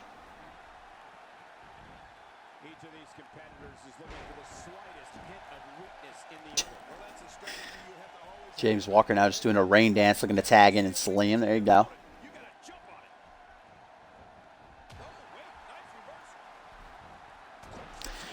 Jawbreaker Shanaz throws himself back. Able to counter, though, with a punch to the chest and a close forearm. And another one. Pulling out the Shinsuke Nakamura here. Goes for a fourth one. Shut down, though. Trying to break Ismail's jaw here. Ooh, a nice bulldog out of the corner. Single arm bulldog. Oh, now locking in the camel clutch. Going to break his back, fuck his ass, and make him humble, ladies and gentlemen. Shanaz trying to crawl the ropes. Will he tap out? It's not looking good for Andoni. Oh, look at that. Salim lets him out, showing mercy or pity. Now going to make the quick tag back to James Walker. Working good together here is Vicious and Delicious. Quick tags, keeping themselves fresh.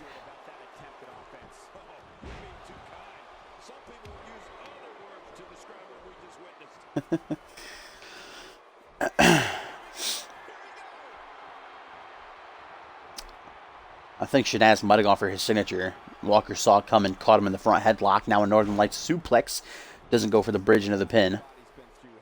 His ribs have bore the brunt of the attack. I hope we can get a doctor out here as a precaution. Damaged ribs like that can make it hard to breathe.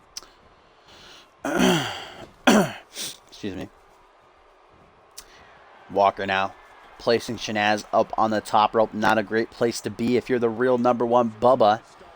Oh, dragging him out for a wicked neck breaker. And the referee still yelling at the turnbuckle. What did the turnbuckle ever do to you, guys? Come on. Goes for the pin. First pinfall attempt of the match here. Walker trying to steal it. Barely a 2 count, though.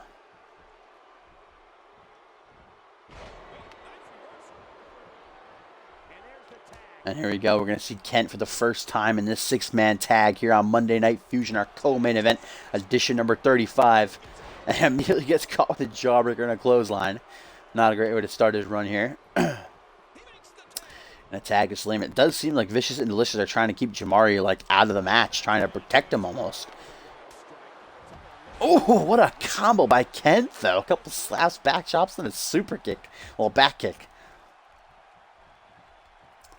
Salim wobbles back to his feet. Nice swinging neck breaker. To the middle of the ring there. Goes for a soccer ball kick to the back of the head. Kent saw it coming, though. Veteran instant kicking into play. Backbreaker, neckbreaker combo. He's endured heavy blows here. I don't know how much longer he can go. The referee may have to call this match, King. Oh, my gosh, this is awful. I'm going to tell you something. Whenever you get hit like that, for the next 15 minutes, chucked heavy into the corner. Now a snake eyes inbound. he's moving like an uncaged animal. Oh, An uncaged animal is Ryan Kent, the fire starter. I'm going to start up the fire here tonight. That was cheesy. I'm sorry, I apologize for that. Ooh, goes for it again perhaps, but Salim's had enough. What is this by Kent? Going for a crucifix powerbomb. Gonna try to chuck him out of the ring. Almost does. That invisible force field, though, keeps him safe.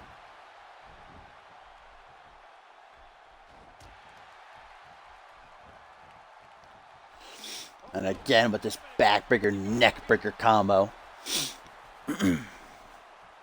Salim not in a great way right now. Oh, and here comes the single knee face breaker, vintage Kent. Lays out Salim pretty far away from his corner, but good guy Kent drags him closer. That's nice of you. That's really nice of you. 1, 2. Oh, that was going to be a 3 count. It would have been. Unfortunately, Salim has a little freaking drop left to kick out, and now Kent looking to finish things. As Jamari, look at Jamari! Jamari stops him, though, saving Salim from sure defeat there.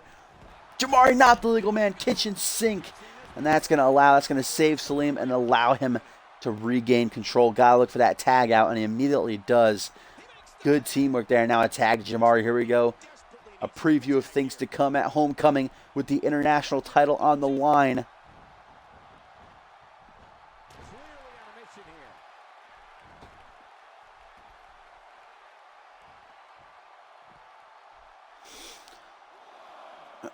And now Kent in a bad part of town here. Oh, rammed right into the steel steps, grabbing at those ribs. what they're going to do next. Me too. I've given up even trying to figure out what they're going to do next. I'm just sitting back watching and enjoying it. He's got him hooked. Oh, and again, a second time rammed hard in the steps. And the referee at a count of 4 here. Now he's at a count of 4. Snapmare. Well, the trick sometimes when you get outside the ring And Jamari just punishing his challenger. Oh, what a liftover versus DDT. 5 count by the referee. You know Jamari's going to take that count out victory. He doesn't care. He has no shame in that. A victory is a victory in the eyes of Jamari. Count of 7. Takes the time to taunt. That's going to come back to bite him. Kent back in the ring. Didn't see it coming. Nice snap power slam there. And here we go. Tag to MJ. The extremist looking to get things going. Gets to get his hands on Jamari. Immediately caught with a drop kick, though, instead. Rebounds off the ropes. Gets caught with a fireman's carry takeover. Stuns Jefferson. Jamari grabs him by that colored hair of his. Kicks him in the knee. Takes him down. And what a snap. DDT.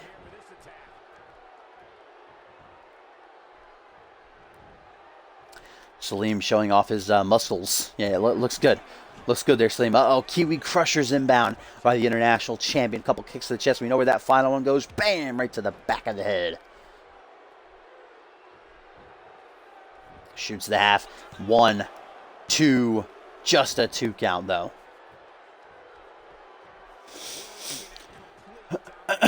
Now Jamari has Jefferson grounded, trying to follow up. Oh, but Jefferson, what a stiff forearm. And now Jefferson going for that big-time slam. Nearly drives him through the canvas. Hooks a leg. 1, 2. Just a 2 count. Could have grabbed the ropes, but Jamari has enough left him to kick out himself. Didn't need them ropes. Wiggles his way out of that head scissors attempt. Does Jamari, and the moonwalks his way over to tag in Walker. To move that beat Marcantel. Now we got a gut-kicking battle ensuing here, back and forth. Uh-oh, where's Walker taking MJ? I don't like the looks of this. Irish whip. Rebounds as the extremist right into an axe kick, it looked like, kind of, or a heel kick. Oh, now the gut-kicking battle starts up again. Oh, and now Walker drop-kicking Jefferson out of the ring, taking a tumble, falling down to the outside, having a strip, but see you next fall.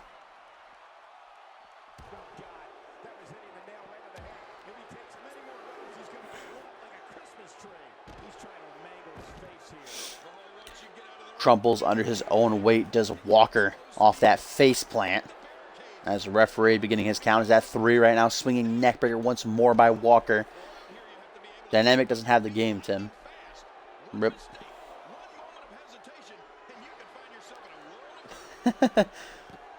What is he going to be going for? A submission on the outside. Referee at a count of 5 right now. We might see a double count out here. These guys better snap too. What is this?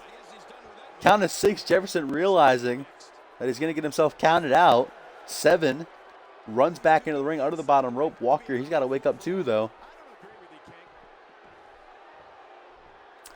And Jefferson looks like he was going to try to make the tag. He just stood there, though, waited for Walker to get back in the ring. What? How did Walker take control? That was weird. Rebounds off the ropes. What a big boot. Uh-oh, what is Walker going for? It looks like the reality check. Bam! Near the temple, right into a nice neckbreaker. Beautiful combo. Might be enough to take down the extremist.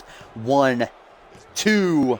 Oh, Shanaz with the last millisecond save there. That would have been a 3. If not for Jefferson's partners, as Walker now tries to climb his way up to the top. Jefferson stops him pretty quickly, though, with a punch to the asshole. Hello, Alvius. Oh, Jefferson! Jefferson, twist of fate! Twist of fate! Everybody's battling on the outside. Jeff can get the pin. Jeff can get the pin. Drags him away. Doesn't want to risk a rope break at this point. Shoots the half. 1, 2. No! Took too long to Jefferson. Dragging Walker away from the ropes. And Jamari and Shanaz are battling on the outside right now. Was looking to be an upset there for the Rebellion, but it's been very back and forth as Jefferson now tags in the fire starter. And we know that Kent has a special little move saved in his pocket. Walker's in trouble. Jamari distracting the referee here, trying to enter the ring. He knows that's illegal. And it looks like Kent went for his finisher. Sit out facebuster instead. I felt that one. Shook the entire arena. Now I tagged Jamari. Here we go. Once more, a preview of things to come at Homecoming. And Jamari right away with the spear. Cuts Kent in half. 1, 2. Oh, but the fire starter rejects it. Says, no way, not yet. I'm not done.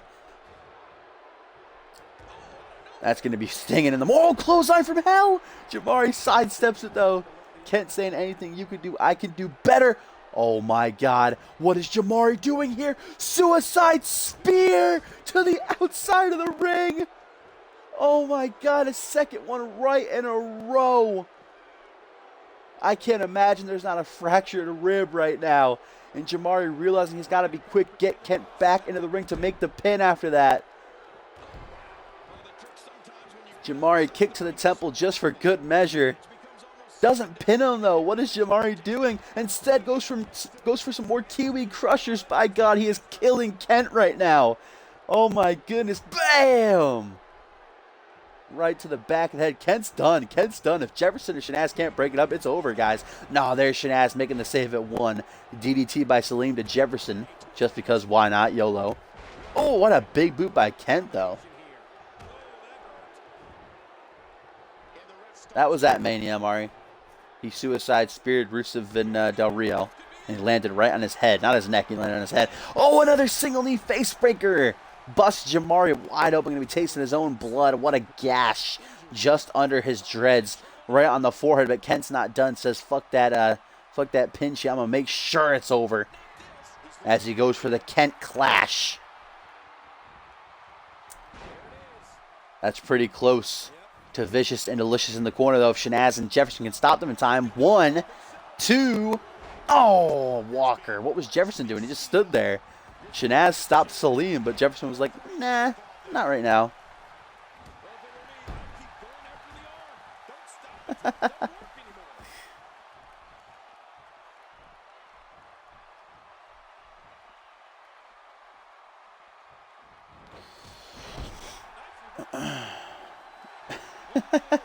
Uh-oh. James Walker taking care of Shanaz as Jamari now looks to finish off his homecoming opponent. Here it comes. Good night driver. Bam! Right down onto the back of the neck and head.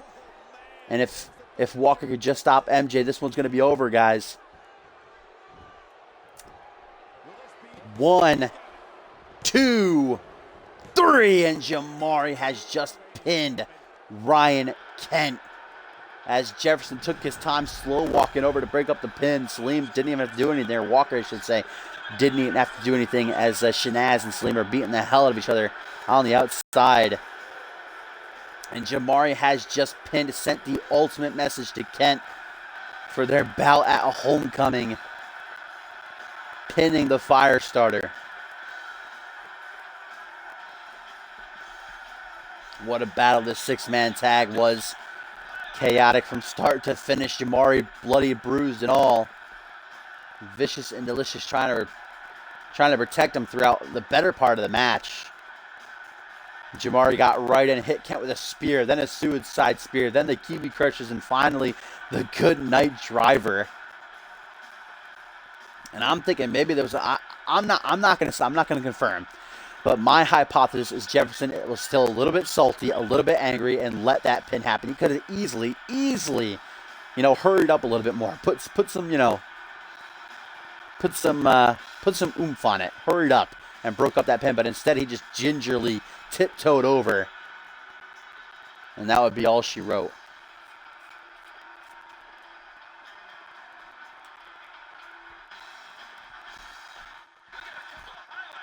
And here's that finish. Salim and Shanaz fighting on the outside. Good night driver. Hit flush on Ryan Kent for the 1, 2, 3.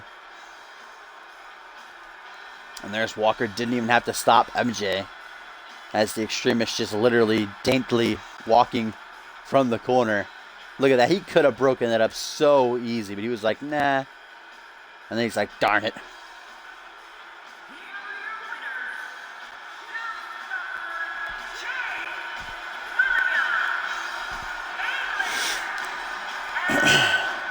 And Jamari Williams and Vicious and Delicious with a big-time victory here in this 6-man tag. Jamari pinning Ryan Kent again, sending the ultimate message to his homecoming foe. The question is, can he get it done in singles action? Indeed, Rifted, indeed. Jamari won't pint Kent at homecoming. Won't pint him. He won't give him a pint.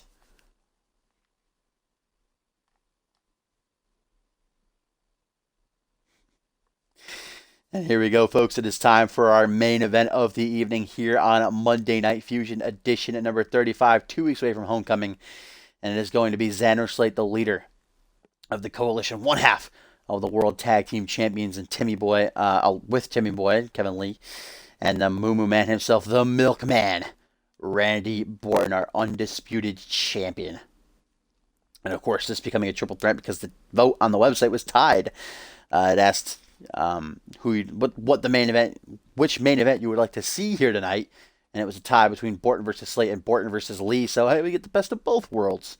Throw them in a triple threat. And if this is anything like our opening triple threat match here tonight, it is going to be a crazy one. I hope it is. But certainly Xander, Slate, all three of these men. Or no, Lee doesn't. Lee has the night off, actually, at Homecoming. Because he and T don't have to defend their titles. Maybe he'll be ringside for Timmy Boy, though.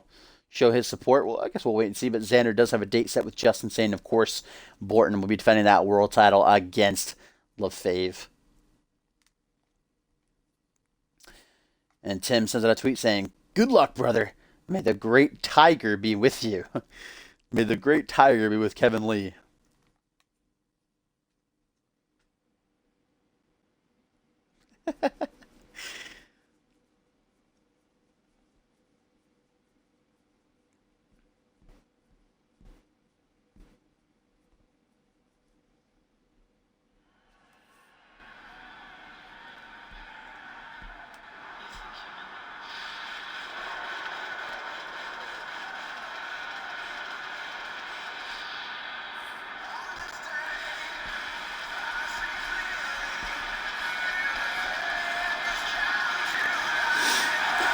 I was just thinking about you, Topher. I was just thinking about that beautiful knockout alternate dimension Chris Andrews got.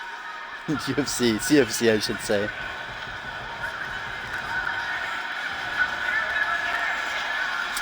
Oh, we actually get a tweet here from Kevin Lee before he heads out here for this main event match. He says, "I will not be ringside with Tim for his match against Borton.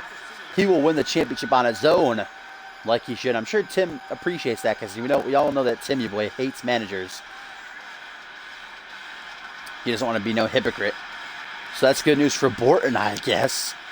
Doesn't have to deal with Lee ringside for that title match. Going to be clean one-on-one. That means Lee going to have the night off at Homecoming. Watching from backstage in support of his brother, his friend.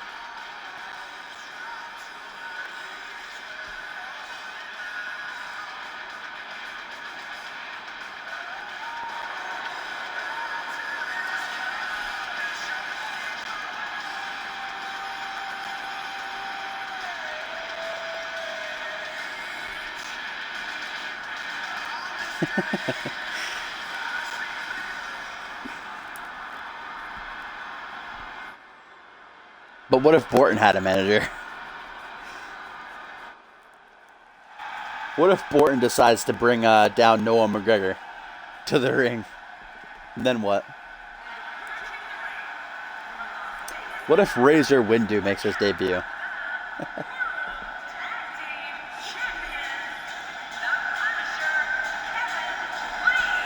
The Punisher, Kevin Lee, one half of the CMV World Tag Team Champions. He and Tim Boy, his tag team partner, are taking down some of the best teams that we've seen this season. And the next in line to take a crack at them is the Fast and the Furious, the Fallout of Homecoming. Episode 200 of CMV. What a tag team title match that will be. Will Timmy Boy be world champion, though?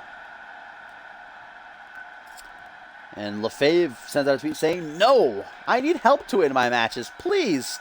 Sorry, Ziggler stole my phone. No, I expect nothing less than to fight alone as a warrior should." And would and should and could. And a would chuck. So LaFave taking a jab at Ziggler there. And saying he's going to beat Borton on his own. And a poll on the website asked who you guys thought would have the final last lap between the frenemies, I like to call them. Yeah, right, Borton? Between who would win at Homecoming, Borton or Tim? And 5 votes for Randy Borton. I believe it was 4 votes for Tim and 2 votes for unsure. They're undecided. They can't call it. It's too close because, as we know, history has told the story that Borton and Tim are always evenly matched. Both have multiple wins over each other. Both have wins over each other on big pay-per-views. Borton beating Tim at WrestleMania and Tim beating Borton at Anarchy Rules in a ladder match. Borton winning the 3 stages of Hell match at Point Break. And they know each other so well, it's just too hard to call. But more people seem to be behind the Moo Moo Man as he makes his way out here for this main event bout.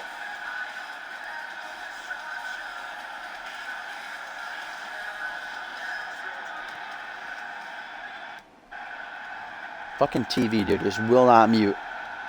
There we go. Need to change them batteries. Put the pants on. Oh, look at that. Dang. Xander right out of the gate with a spinning European uppercut to Lee. I would expect him to do that against against Borton. Because what is Xander doing right now, by the way? Is he glitched? What is he doing? He's he's ready to attack. I think he's glitched. Oh, he's glitched. Rest in peace. Xander's eliminated. Xander has been eliminated. Hopefully he'll break free soon. Kevin Lee put him in a time warp for attacking with that spinning European uppercut at the start of the bout. He's doing a little dance, doing a jig. He's definitely glitched. Oh, there we go. He broke out of it. That time warp didn't last very long. It only has a 30-second effect. What is going on now, though? What? What is Slate doing? He's just kneeing the top rope. Oh, and then a big-time fall-away slam sends the top rope over the top rope. Slate versus the top rope confirmed for Ascendance, ladies and gentlemen. Oh, what a spine buster to Borton, though. And this triple threat is certainly already delivered.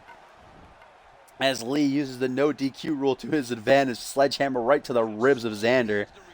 And where is Borton going? Up to the top.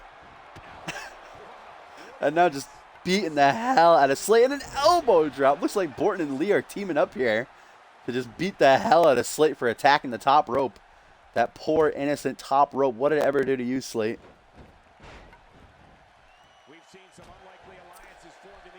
Jesus. Nice enziguri by Slate, who's somehow still standing. Benoit's ghost. And we all know the history between Xander and Borton as well. Former tag team partners. Borton's beaten Xander about 8 times. Xander's only beaten Borton twice. So they also know each other very well. Ooh, and a kick by Lee right to the chest. Xander's just getting his... Lee and Borton just taking turns beating the hell out of Xander here. Targets his injured knee. Of course, Xander wears a brace on that knee. It's a huge target for most of his opponents. Oh, now Slate looking for revenge. Grabs the sledgehammer. He's had enough. He's tired of being bullied. Making his way over to Borton and Lee. Just staring at him from a distance. Nah, he changes his mind. He doesn't need a weapon.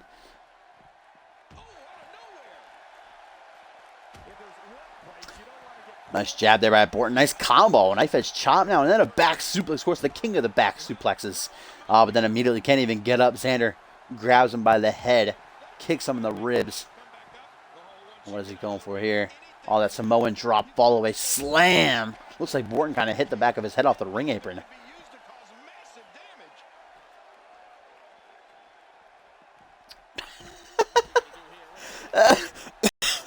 Xander horribly missing a slap, and then Lee going for that Pele kick, catching nothing but air. I mean, Xander is a bully. He doesn't want to be bullied himself, you know? Come on. There we go. Hit the Pele kick on the second attempt.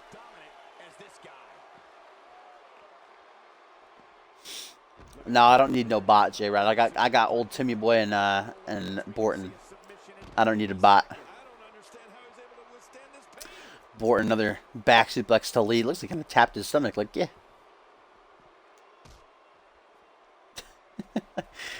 Oh, now taking Lee for a gator roll here. Transitions over to a crossface as Xander just watches on. Of course, no countouts. We saw the first triple threat match that kicked off usually tonight. It's like 10 minutes on the outside between Ziggler, Cage, and Hayden.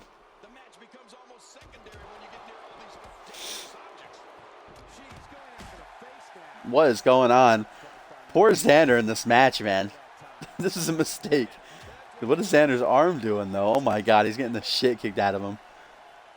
What's up, Kevin Owens? Where is Borton taking Slate right now? Just dragging him. Dragging him to his rape dungeon.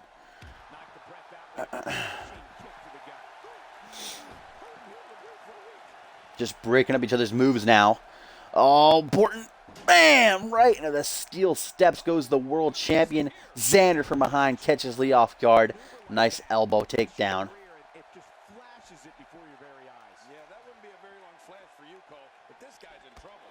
The fans chanting along as Slate hits 1, 2. How about a third? Complete the trio. Yes, there it is. Some short arm clotheslines. Borton talking that ish to Slate. Slate not paying him any mind, though.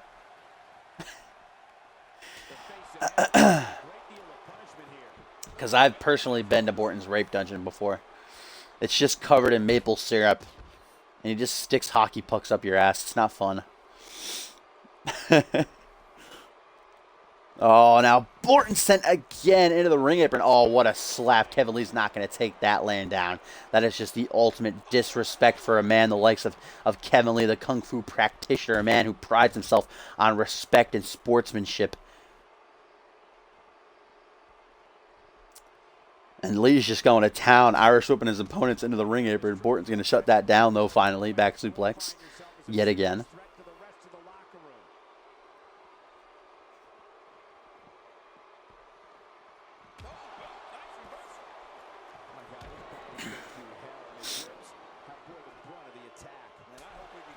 And Xander loving them slaps. Slaps Borton twice in the face. Oh, now a double out. What? Oh, Xander and Lee going to work together for a double knee gut buster. That's a strange alliance there, Lee and Xander.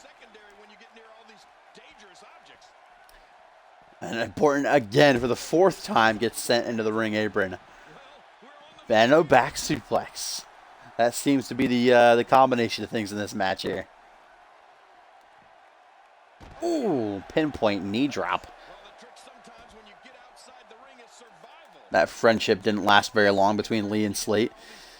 Goes for a single leg takedown. Borton stops that, though. This match has got to end in the ring, by the way, guys. First man to pinfall or submission gets the victory.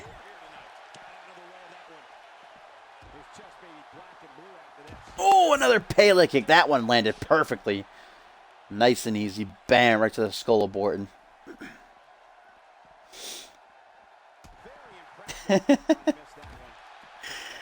All I need is you, Rifted. Oh, now Lee gets a taste of his own medicine rammed in the ring apron. There you go. Show him, Borton. Show him. Then Borton into the ring apron. This is a ring apron on a pole match. Keep in mind, this is no disqualifications. Anything. Yeah, we know it's no disqualifications. Oh, and a second time goes by. Lee's just standing there facing the wrong way. He wants to beat up that guy in the green shirt. Oh, another Pele kick takes down Borton. And Xander just with a punch that connects with the air. Xander's beating up all these inanimate objects tonight. Oh, my God. Borton for the 7th time into the ring apron. It's looking like it's going to be an 8th time. No, Xander stops it, thank God.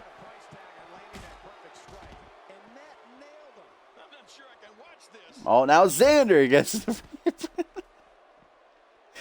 Oh, my God. Lee, please. We get it.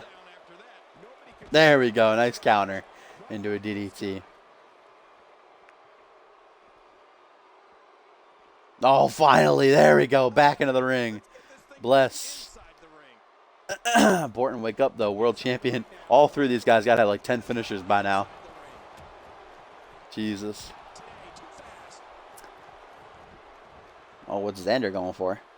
Another Samoan drop, fall away slam, it looks like.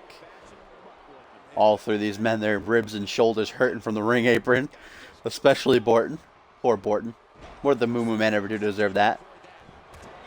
Ooh, Kevin Lee with the quickness and the agility and the precision.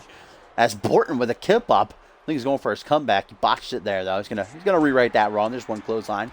There's the second one. Ducks Lee's clothesline attempt. Rebounds off the ropes to the Kung Fu. There we go. I went too quick. My tongue got tied up. Slate goes for the finisher. Borton says, no way. This one's mine. Oh, a rake in the eyes. Did Slate just rip Borton's skin off? Busted him open. Now a nasty gash on his forehead. And Lee just kicks him in the face for good measure. GG. Oh, high angle dick grab slam. Doesn't go for the pin, though. No, going to look for that roundhouse kick unless Borton shuts him down. No, Borton goes for Slate, too. Oh, poor Lee. He was looking forward to that. popped his eye out. He pulled a Vader. Yeah, he pulled a Vader thing. A Stan Hansen. Oh, there's vintage Borton. The fall away slam of his own. Keeps the leg hooked. Looking to finish things off here. Lee, wake up. There you go. Breaks the bridge. Thought we were going to see a repeat of the opening triple threat match. Whoa, that kick went right over Borton's head. Randy didn't even realize it. Just got lucky there. Oh, but there it is. Second time's the charm. And Slate saying, good job, Lee. That was a nice one. Nice kick. Breaks up the pin. Not even a 1 count. Oh, but then Xander, slayed by Slate. Slayed by Slate. Takes down the hypothetical Kung Fu practitioner. Covers. Borton's up in time. They're going to break up that. Not even a count on 1. Oh, but Borto end. Borto end. Hooks the leg. 1. No, Lee breaks it up. All 3 men just hit their finishers. Oh, but Lee went for his knockout punch. Borton was too far away, though.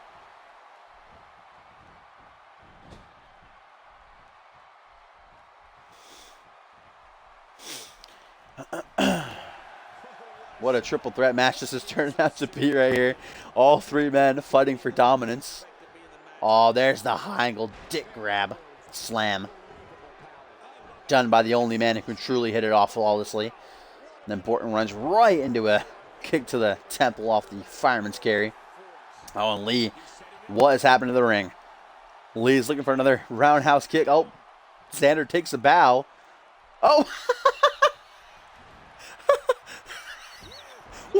What? Xander goes for his comeback on Lee. Borton sleeping on his feet. Tote the world single knee backbreak. Oh my god.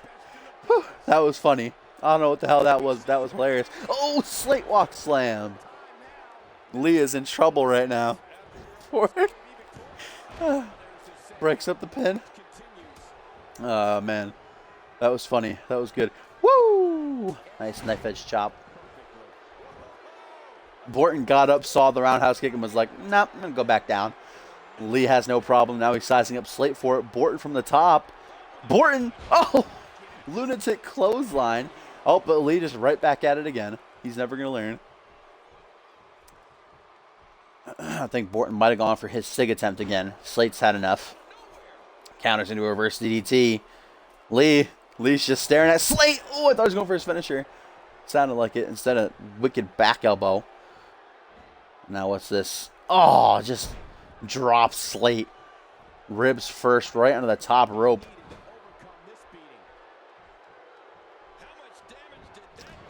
And Lee playing possum in the corner there. Lures Borton in. Oh, there's that beautiful combo. If you blinked, you missed it, ladies and gentlemen. Oh, but can't capitalize. There's Slate with a nice T-bone suplex. And Xander, Borton's down. Xander sees the win in his sights, sizing up Kevin Lee for a second. Slayed by Slate. Can he hit it before Borton gets up, though? No, Lee counters anyway. Oh, and there's the kick. No, Slate countered.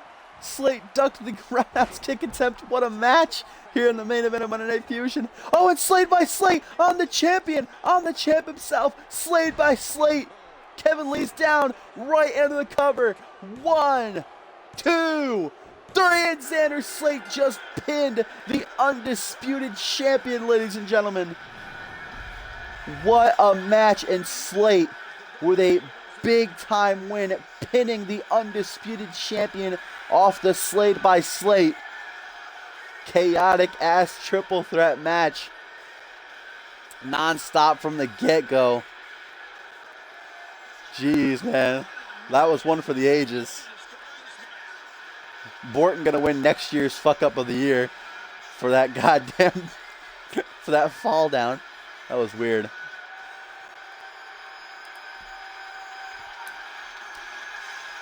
What a bout between these three and Xander. Between these three. I'm all discombobulated. That was epic. Xander's dancing. He did the rain dance. What's up, Alliance? And here's the end. Lee is down, taking a nap after Borton took him out. There's the Slate by Slate. Xander wasted no time. Falls into the cover. Hooks the leg. And that'd be all she wrote. The Coalition's leader. Big time victory. looking good as he heads towards his bout with Justin Sane in 2 weeks' time at Homecoming. That's the match at Ascendance, Topher. We got to save that for the grandest stage of them all.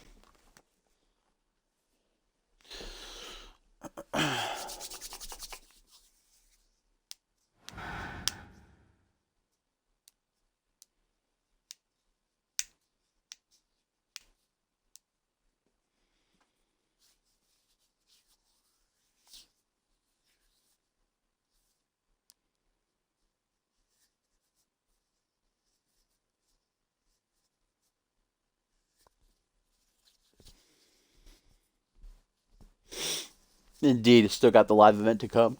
What a fusion, though. That was cray. That was cray wafoo.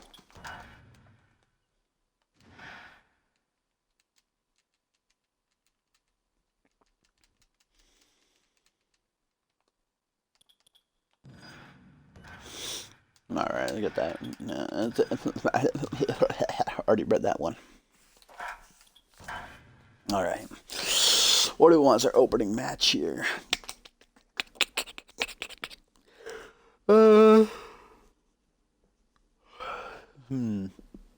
Maybe a tag match? Do a tag match.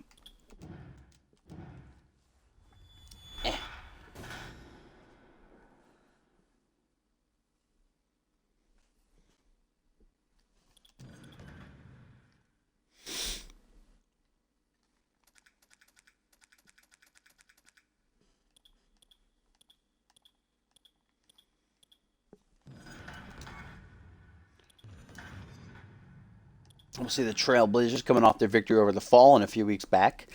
We'll put them up against...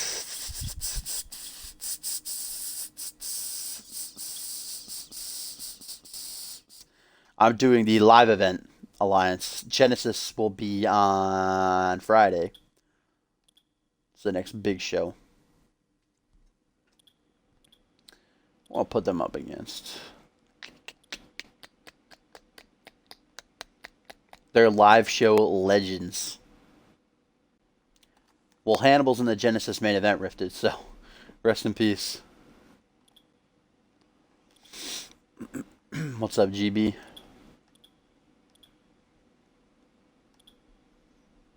You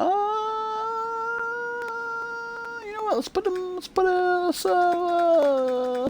put them against Foreign Affairs. Oliver Kane and Mike Miles.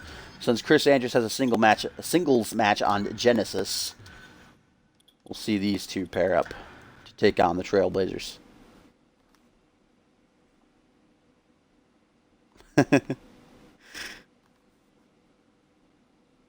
I didn't know there was a new version up there, Rifted.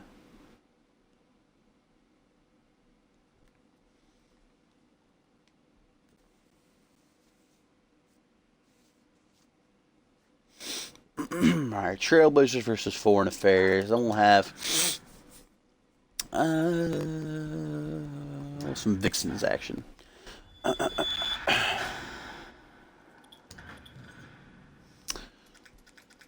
Let's put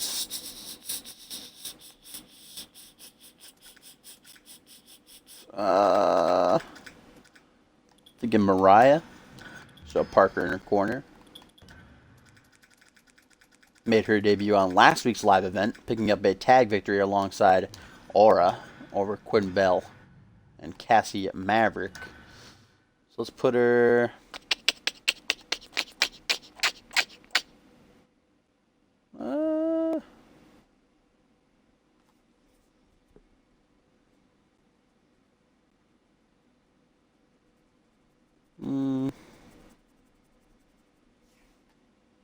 I'm a losing thought right now.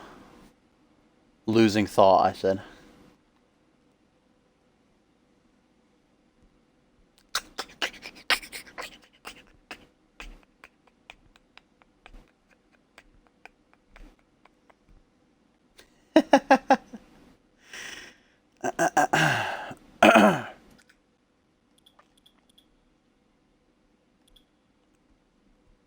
Yeah, we'll do Aura.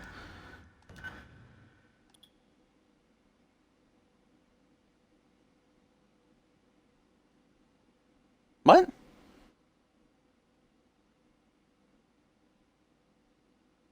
Oh, you meant okay. Meant Cass. Okay, I got you, boo boo.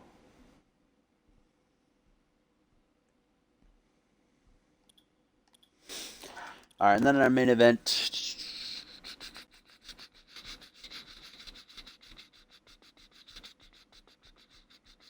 Hmm.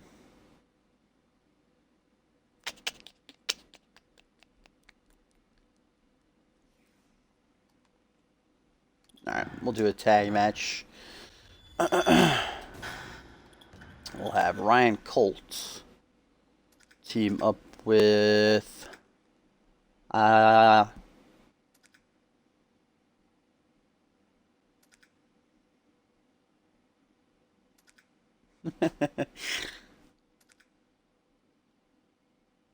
Alright, well, Ryan Colt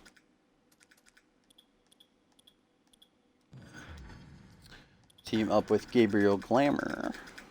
Oh, the men with the same poses they're meant to be. They could take on. Still have Worldwide Will on there. Rest in peace. Maybe the Minutemen. I'm thinking though. I'm thinking.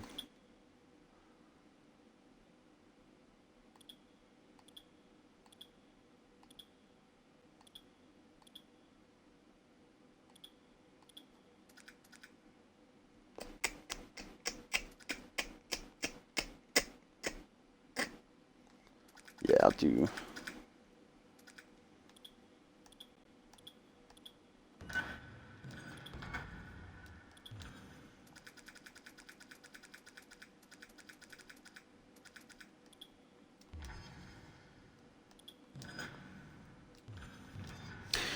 Alright, that'll be a main event.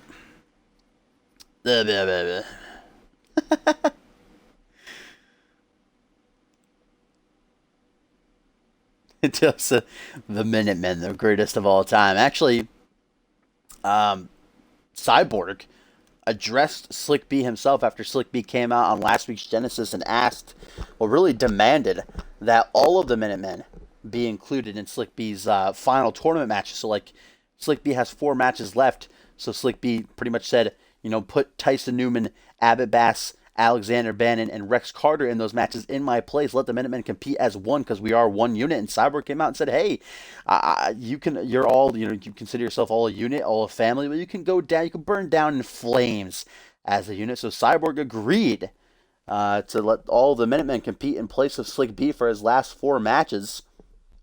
So that's going to be interesting to see here as the Trailblazers take on Foreign Affairs, the pairing of Oliver Kane and Micah Miles, since Andrews has a singles match on Genesis to get ready for his collision against Morgan Jackson at Homecoming. Let's see who wins here, and it's the Trailblazers getting a lot of wins lately. Maybe they can move themselves back up to Genesis and Fusion to continue this continue on the way they are going.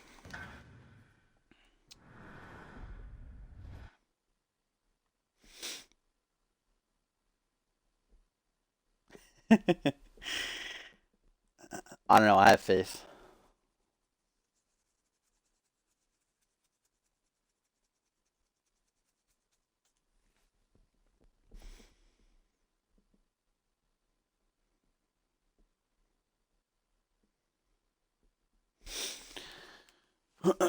Oh man.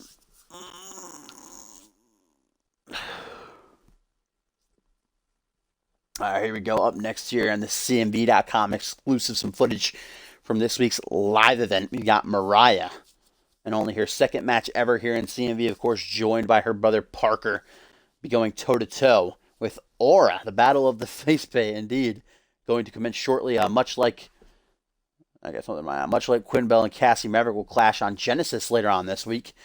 Not former tag team partners the week prior. It was Mariah and Aura who beat them. So now they'll go toe to toe. What is in my fucking eye right now? Rest in peace.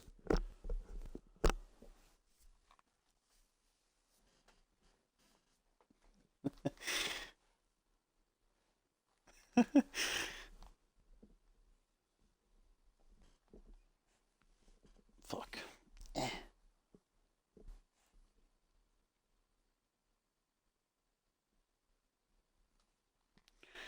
What's this? What's this? What's this?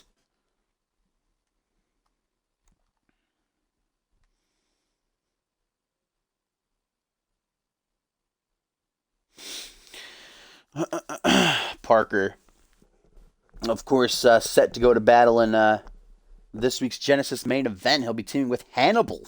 That's quite a combination there. Parker and Hannibal going to take on the combination of Headhunter and Johnny Vegas.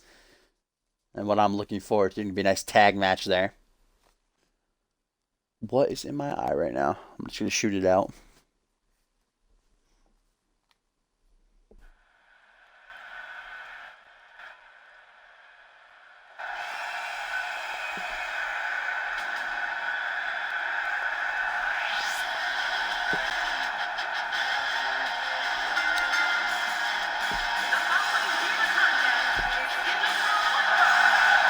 I guess he did.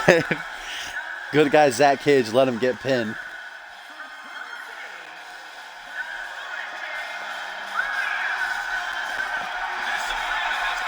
It's Mariah, Edith. Come on.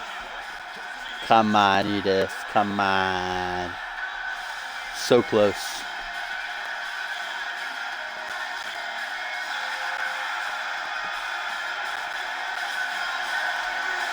Mariah looking ready to go here. Her first singles match. Taking on the woman she teamed with last week in her debut, Aura.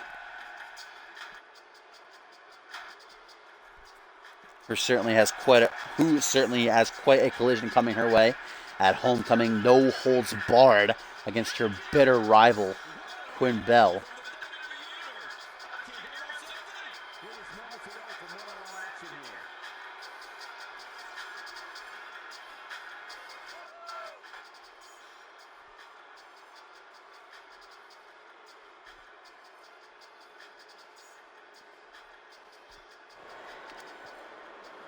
I mean, Mari, you just spelt it wrong. So, I mean, that's how you spell Mariah, you feel me?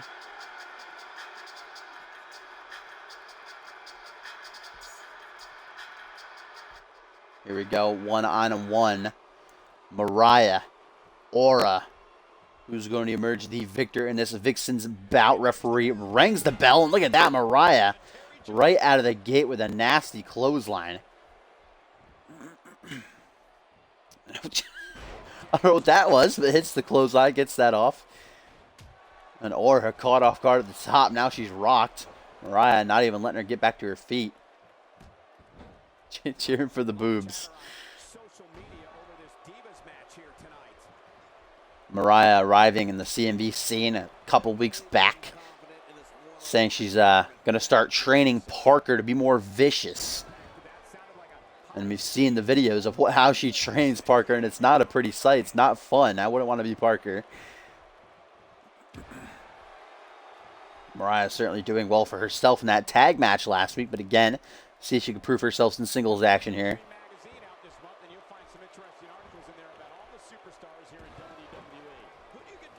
I mean, but I've never seen Maria spelt like that. There's just no H at the end of Maria. However, that is how Mariah spelt, so I mean, rest in peace. Nice kick to the midsection there by Mariah. Front headlock now. Irish whip, going to put her out on the ring apron. Ooh, and a nice forearm. Knocks her down to the outside. Looks like Aura caught her elbow. She's grabbing at it. It's not good news. Can't put a target on herself. Tosses her right over into the corner. Oh, God, I don't like the looks of this. Oh, I thought she was going to put her down on the chairs. Thank God. Doesn't want to risk a disqualification. I don't think putting someone down onto a chair would cause a DQ. I think just hitting someone with the chair would. I'm not too sure, though. I'm not clear on those rules. Count of 5. Both women rushing to get back in the ring. Don't want to lose by count out here. Aura's got a little bit of a size advantage. Both of them about the same in like body type. Aura, we know, a little bit of a high flyer. Mariah seems like she's just vicious. Not a very nice woman. Not a nice gal. Wouldn't want to introduce her to my parents, you know?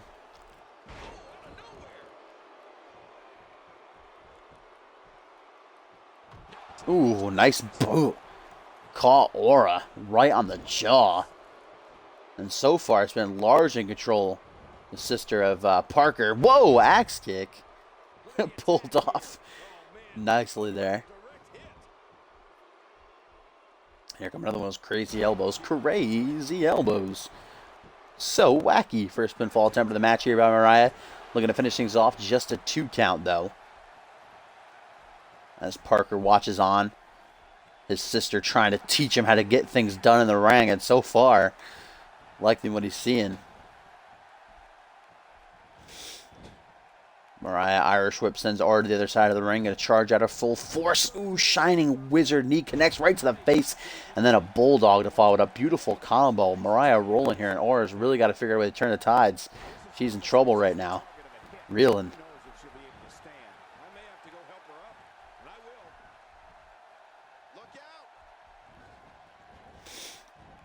Irish whip Aura right back out on the ring apron. And Mariah seems to love fighting on the outside here.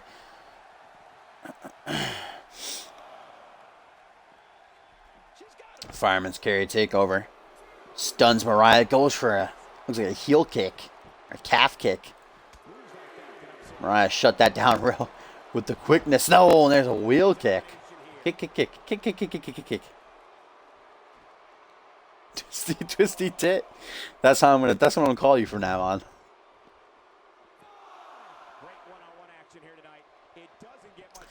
Count of 5. Good girl Mariah lifting Aura to her feet, though she's woozy. Count of 6. Back into the ring. Aura got to start using her size advantage here. Overpower Mariah. Because she is just getting dominated. Oh, nice counter there, though. Into a German.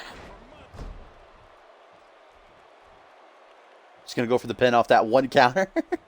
Looking to steal it as Aura. She's desperate. She knows this match isn't going her way. One. Just a 1 count.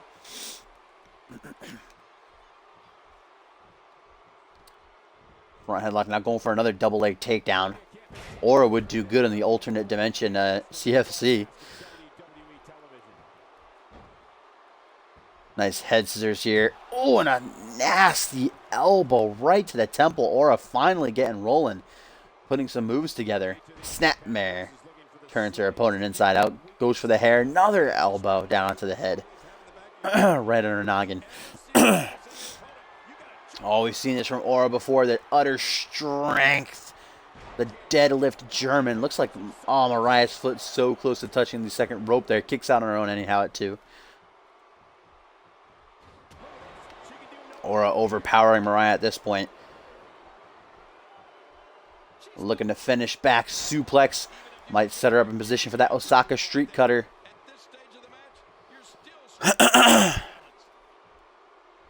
Maybe not. Wants to soften up Mariah a little bit more. Oh. Payback for all the times Mariah clocked her in the jaw out in the apron in this match. Oh, nice leg drop. Bulldog, though, immediately puts Mariah back in control. On the outside, that's not going to feel too great. These live event pads are even, are even worse than the Fusion and Genesis pads. I'm pretty sure these pads might be made of steel. So rest in peace. Aura's face. Mariah takes a second, regains some stamina, has the opening. Using it. Uh-oh. What is Mariah going for here? Grabbing a hold of Aura's arm. Oh my God! Might have just snapped it in half. Aura's feeling that. Falls into the cover, hooks the leg. 1, 2. Oh, Aura. Able to kick out, but I think she might have broke her arm, guys. Look at it. This is not good news for Aura, especially with her homecoming match against Quinn Bell being no holds barred. Or I should say Aura can't afford a target on her. A place for. Oh, going right for the arm. Look at that. Mariah knows she smells blood in the water.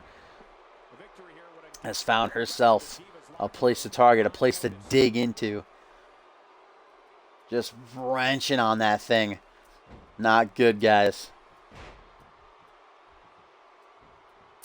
He ain't even letting Aura get up. Punches her back down onto the canvas like a dog. Whoa! Whoa! What a counter by Aura! Oh my God! Doing like a front flip and then an enziguri rocks Mariah, and Aura immediately going to size her foe up for that Osaka street cutter. Here it comes, lifts her up over the shoulders, bam, then drops her down jaw first. Ora wasting no time. Doesn't want to risk the rope break though. Covers. 1, 2. No, Mariah somehow able to power out of the Osaka street cutter. Probably the couple of seconds that she wasted dragging her away from the ropes cost her right there. Oh, what is Mariah going for now? Double knees right to the midsection. Not done though. Rebounds off the ropes. Oh, and a basement drop kick turns Ora inside out. Parker watching on, intent in his eyes as his sister just embroiled in a war right now against Ora.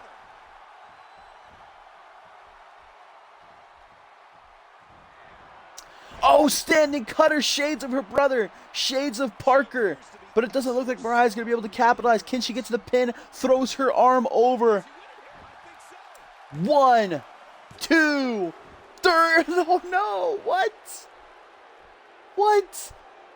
So close, 2.9999999999 off that standing cutter. Took too long getting to the pin though. Oh, not again. No, not again. Gonna target that arm a second time. Oh, if it's not broken the first time, it's broken now, guys. That is nasty. If I were Ora, I'd just stay down. 1, 2, 3, and Mariah just put down the Japanese-born Vixen, snapping her arm in two. And I'm sure Quinn Bell was at home watching this one, and she knows what to target now at the pay-per-view. What a match. Mariah gets the victory.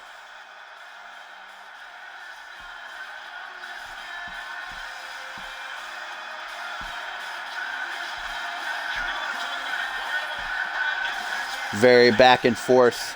Mariah dominating early on, but then Ora launching a comeback.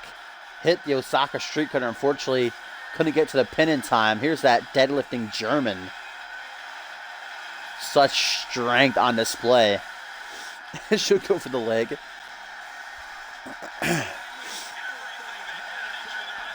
believe that was the first time she hit this nasty arm snap. Also digging the knees into the back as well.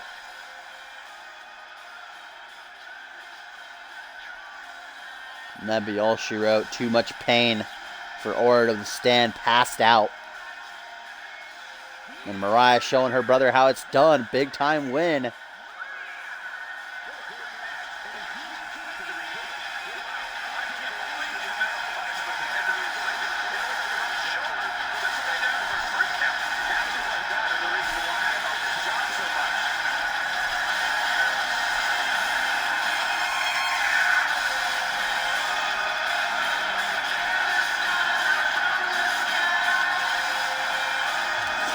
And as Mariah celebrates her victory, we head into our main event of the live event, folks, which will be a tag team encounter. The pairing of Ryan Colt and Gabriel Glamour going to shackle up for the first time to take on the Minutemen's Tyson Newman and Rex Carter, joined by Abbott Bass and their corner here. And again, as I said earlier, Cyborg has granted the Minutemen the ability to take Slick B's spot for the rest of his matches in the Cyborg Invitational. So there are 4 matches left for Slick B. They will be filled in by Tyson Newman, Rex Carter, Alexander Bannon, and Abbott Bass, respectively.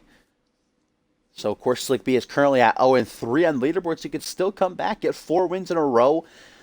I guess we'll have to find out. Cyborg again saying you can all go down in flames together as a unit.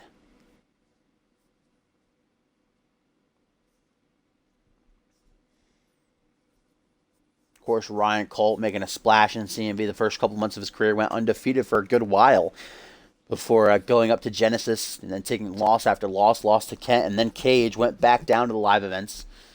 And so far been bouncing back and forth, lost a 4-way, beat Ricky Brown a couple weeks back though. Now we'll see how he fares with a tag team partner, Gabriel Glamour, who just debuted last month.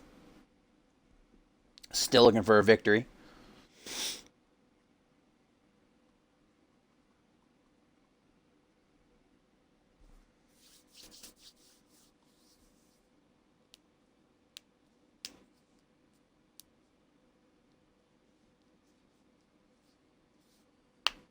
I said Cage beat Colt, Maury. Please chill.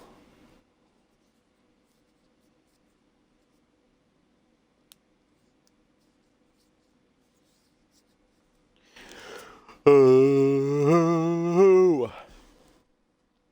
course, take this second right here, guys, to make another plug of the Glammy Awards. The nominations are up on the website right now. If you have not voted yet, make sure you do so. You got a couple more weeks as the results will be revealed. The winners presented with their awards and the fallout of Homecoming, episode 200 of CMV. If you're not a member of the website, head on over to communityuniverse.4motion.com if you want to sign up.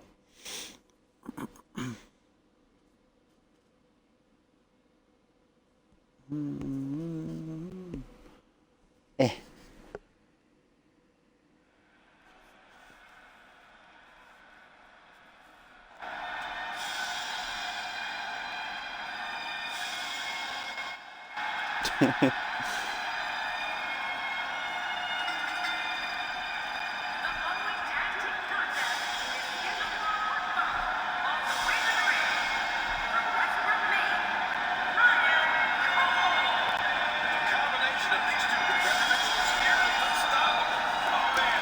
Remember last year when Zach Payne PM people asked him to vote for him?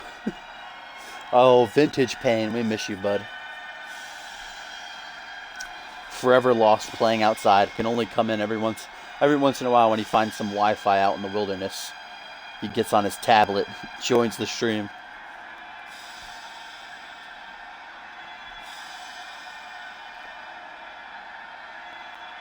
As here he comes, Ryan Colt, looking to pull the trigger on a victory here tonight. His first tag team match in his CMV career.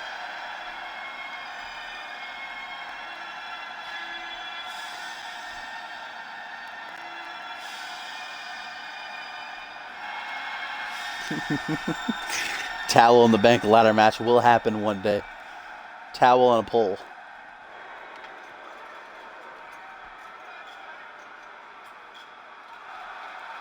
Look, everyone, it's Gabriel.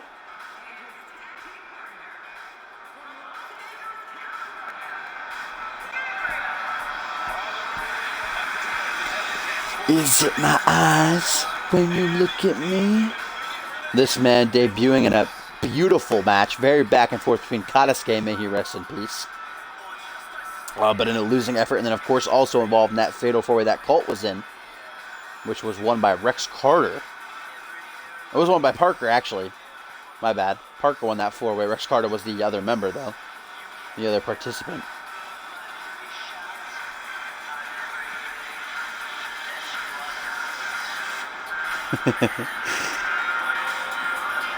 And I'm who you are.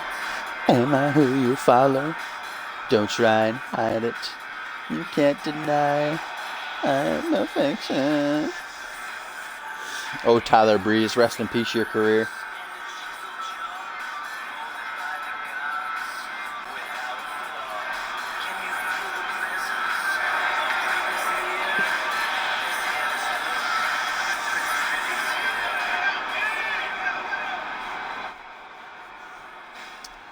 There we see the team of Ryan Colt and Gabriel Glamour. They will be taking on the Minutemen here tonight.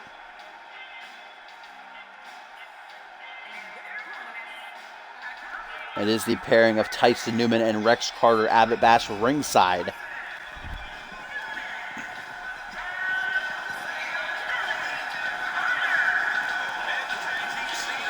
And we get a tweet here, guys, from earlier, from Absolutely Fab, a.k.a. Grape, whatever his name is, Gabriel Glamour. He says, I'm here to make a very big statement, even if I have to tag with the unbeautiful Ryan Colt making my way. Probably not smart for Glamour there to be poking fun at his tag team partner.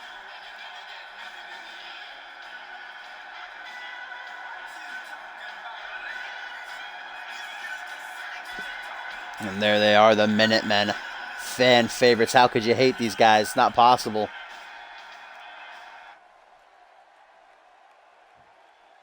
Ryan Colt and Tyson Newman, the high flyer, are going to be kicking things off here in this tag bout.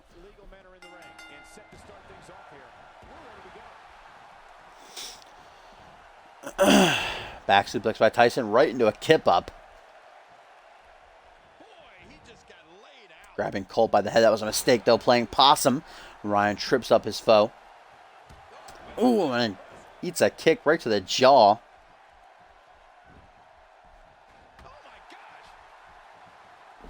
Well, I got hiccups again. Reverse DDT by Tumen. Tumen? That's his name now, Tumen. Look, it's towards the end of the stream, right? I'm allowed to start botching. Ooh, look at that. Shades of aura. Tyson obviously watching the last match as he deadlifts Colt through the air. I said he's a high flyer, but he's got that strength as well. We haven't seen a whole lot of Tyson. He's only had a few matches out of his CMV career. Wasn't long after his debut before he joined up with the Minutemen. Tyson's actually been here a while, believe it or not. He's been here since around SiberSlam. As Colt hits that nice roll-through power bomb. Going to tag in Gabriel now, it looks like. Yes, he does.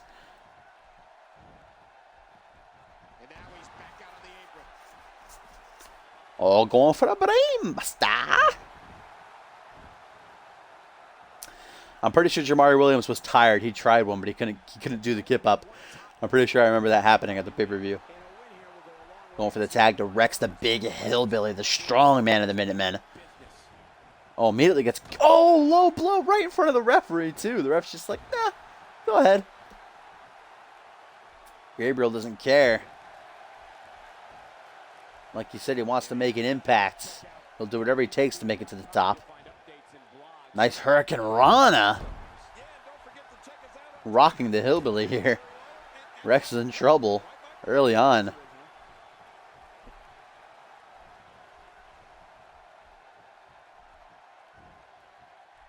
Beautiful DDT. Look at the height he got on that. Legs flailing and everything. Glamour dominant. In control right now. Just as I say that, Rex sweeps him up. Rex ain't a fan of these pretty tops. Goes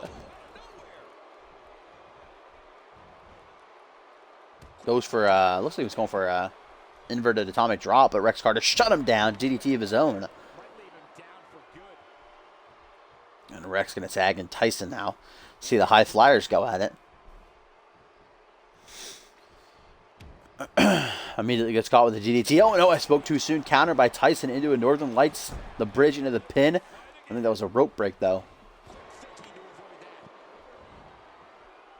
Whoa, I thought that was a roll-up attempt instead of wheelbarrow. Looks like Gabriel ran right into it.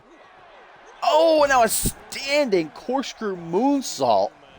Beautiful art through the air by Newman. Just a 2 count, though. Not enough to keep down Glamour, who just recently came into this match, so. Tyson might be sizing up for a tag Finn, though. Gabriel's got to be careful trying to make the tag to Colt here. There we go. Takes my advice. Good man.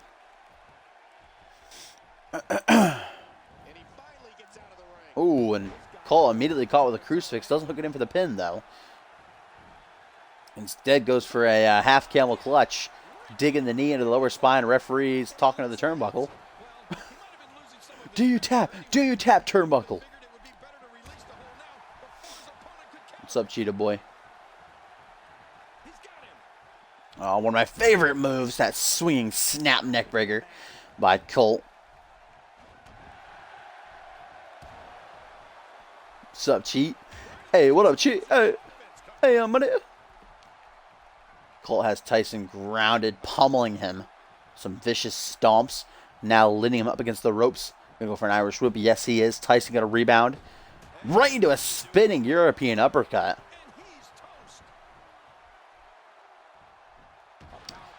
Oh, now a nasty stomp to the back of the leg. Right to the thigh. Colt's not done, though. Follows it up with an Irish whip. Puts Tyson in the corner.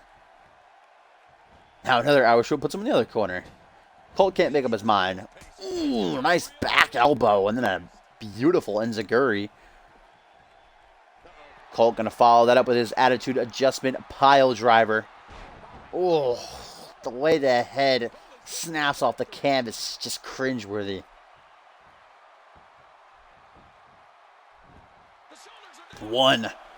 Just a 1 count somehow, some way there.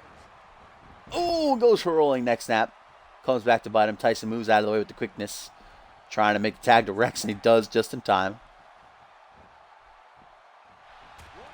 Oh, oh, oh. What a combination by Rex. And then just a face plant. Using his own body weight to crumple him under the pressure. Oh, man. What a big poot. A big poot there by Rex. Lays him out flush. Vintage Carter. Vintage Hillbilly. Things not going the way of Colt and Glamour thus far. Oh, here comes that Ricola bomb, though. We've seen some Colt multiple times. Oh, man, he almost fell backwards. The weight of Rex almost too much to withstand. Too much to carry. And there we go. Colt makes the tag to Glamour. Gotta keep themselves fresh. And now he's back out on the apron.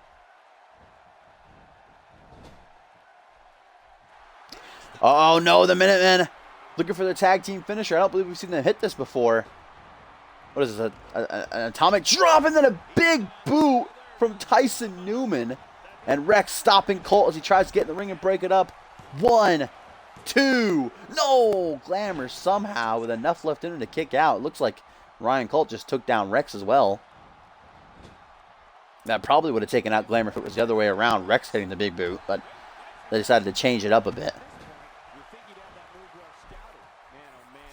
And Glamour, he might have kicked out of that tag, Finn, but he is still not doing great. Nice head scissors whip by Newman.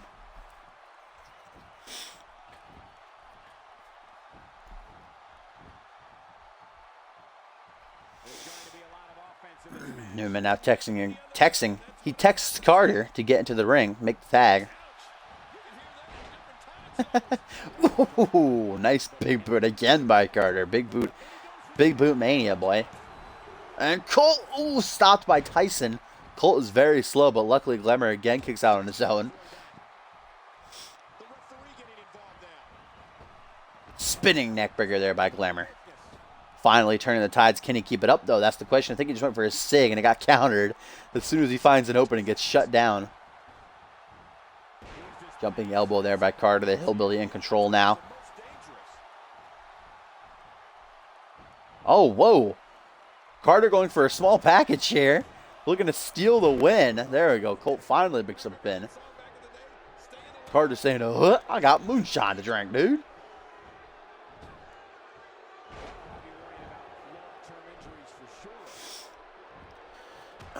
Where is Tyson going? He's just taking a lap. Just taking a quick jog around the ring. Ooh. Ooh, and then the big boot again. What a combo. Kick to the midsection, and then the big boot. 1, 2, 3. And Rex Carter, the Minutemen, get the victory as Colt again too slow to break up the pin. Tyson stopping him. What a finish. Kick to the midsection, then bam, boot to the face. And the Minutemen get the 1, 2, 3, and that'll be all she wrote.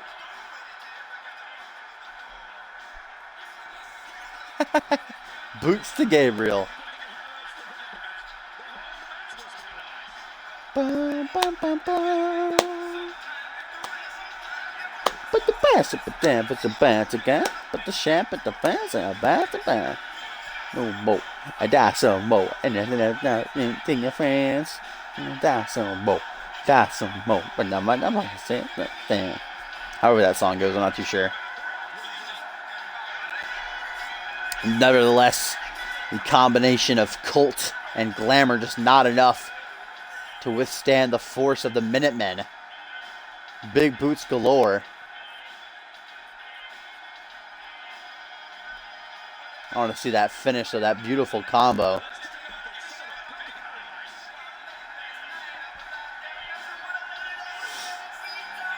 Here's that finish. Rex, big kick to the midsection, then bam! Big boot to follow it up. Nearly taking Glamorous head off. Colt tries to break up the pin, but Tyson with the quickness across the ring. Nice float over DDT puts a stop to that.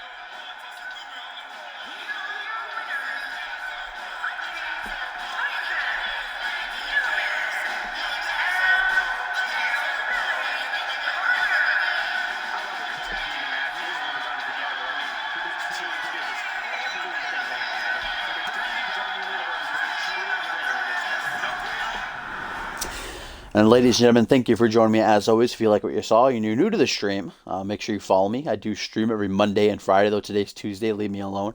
I will be live on Friday, though, with Genesis. The website for the show is Community Universe, not Utiverse, communityuniverse.4emotion.com. If you want your call on the show, head on over there and sign up, register, check things out. You're more than welcome. Everybody's welcome. And, of course, the Glammy nominations are up. If you haven't voted for those yet, make sure you do so. And all the past episodes of CMV are on my YouTube channel if you want to check those out. And it's linked on my Twitch page. And I will see you guys for Genesis.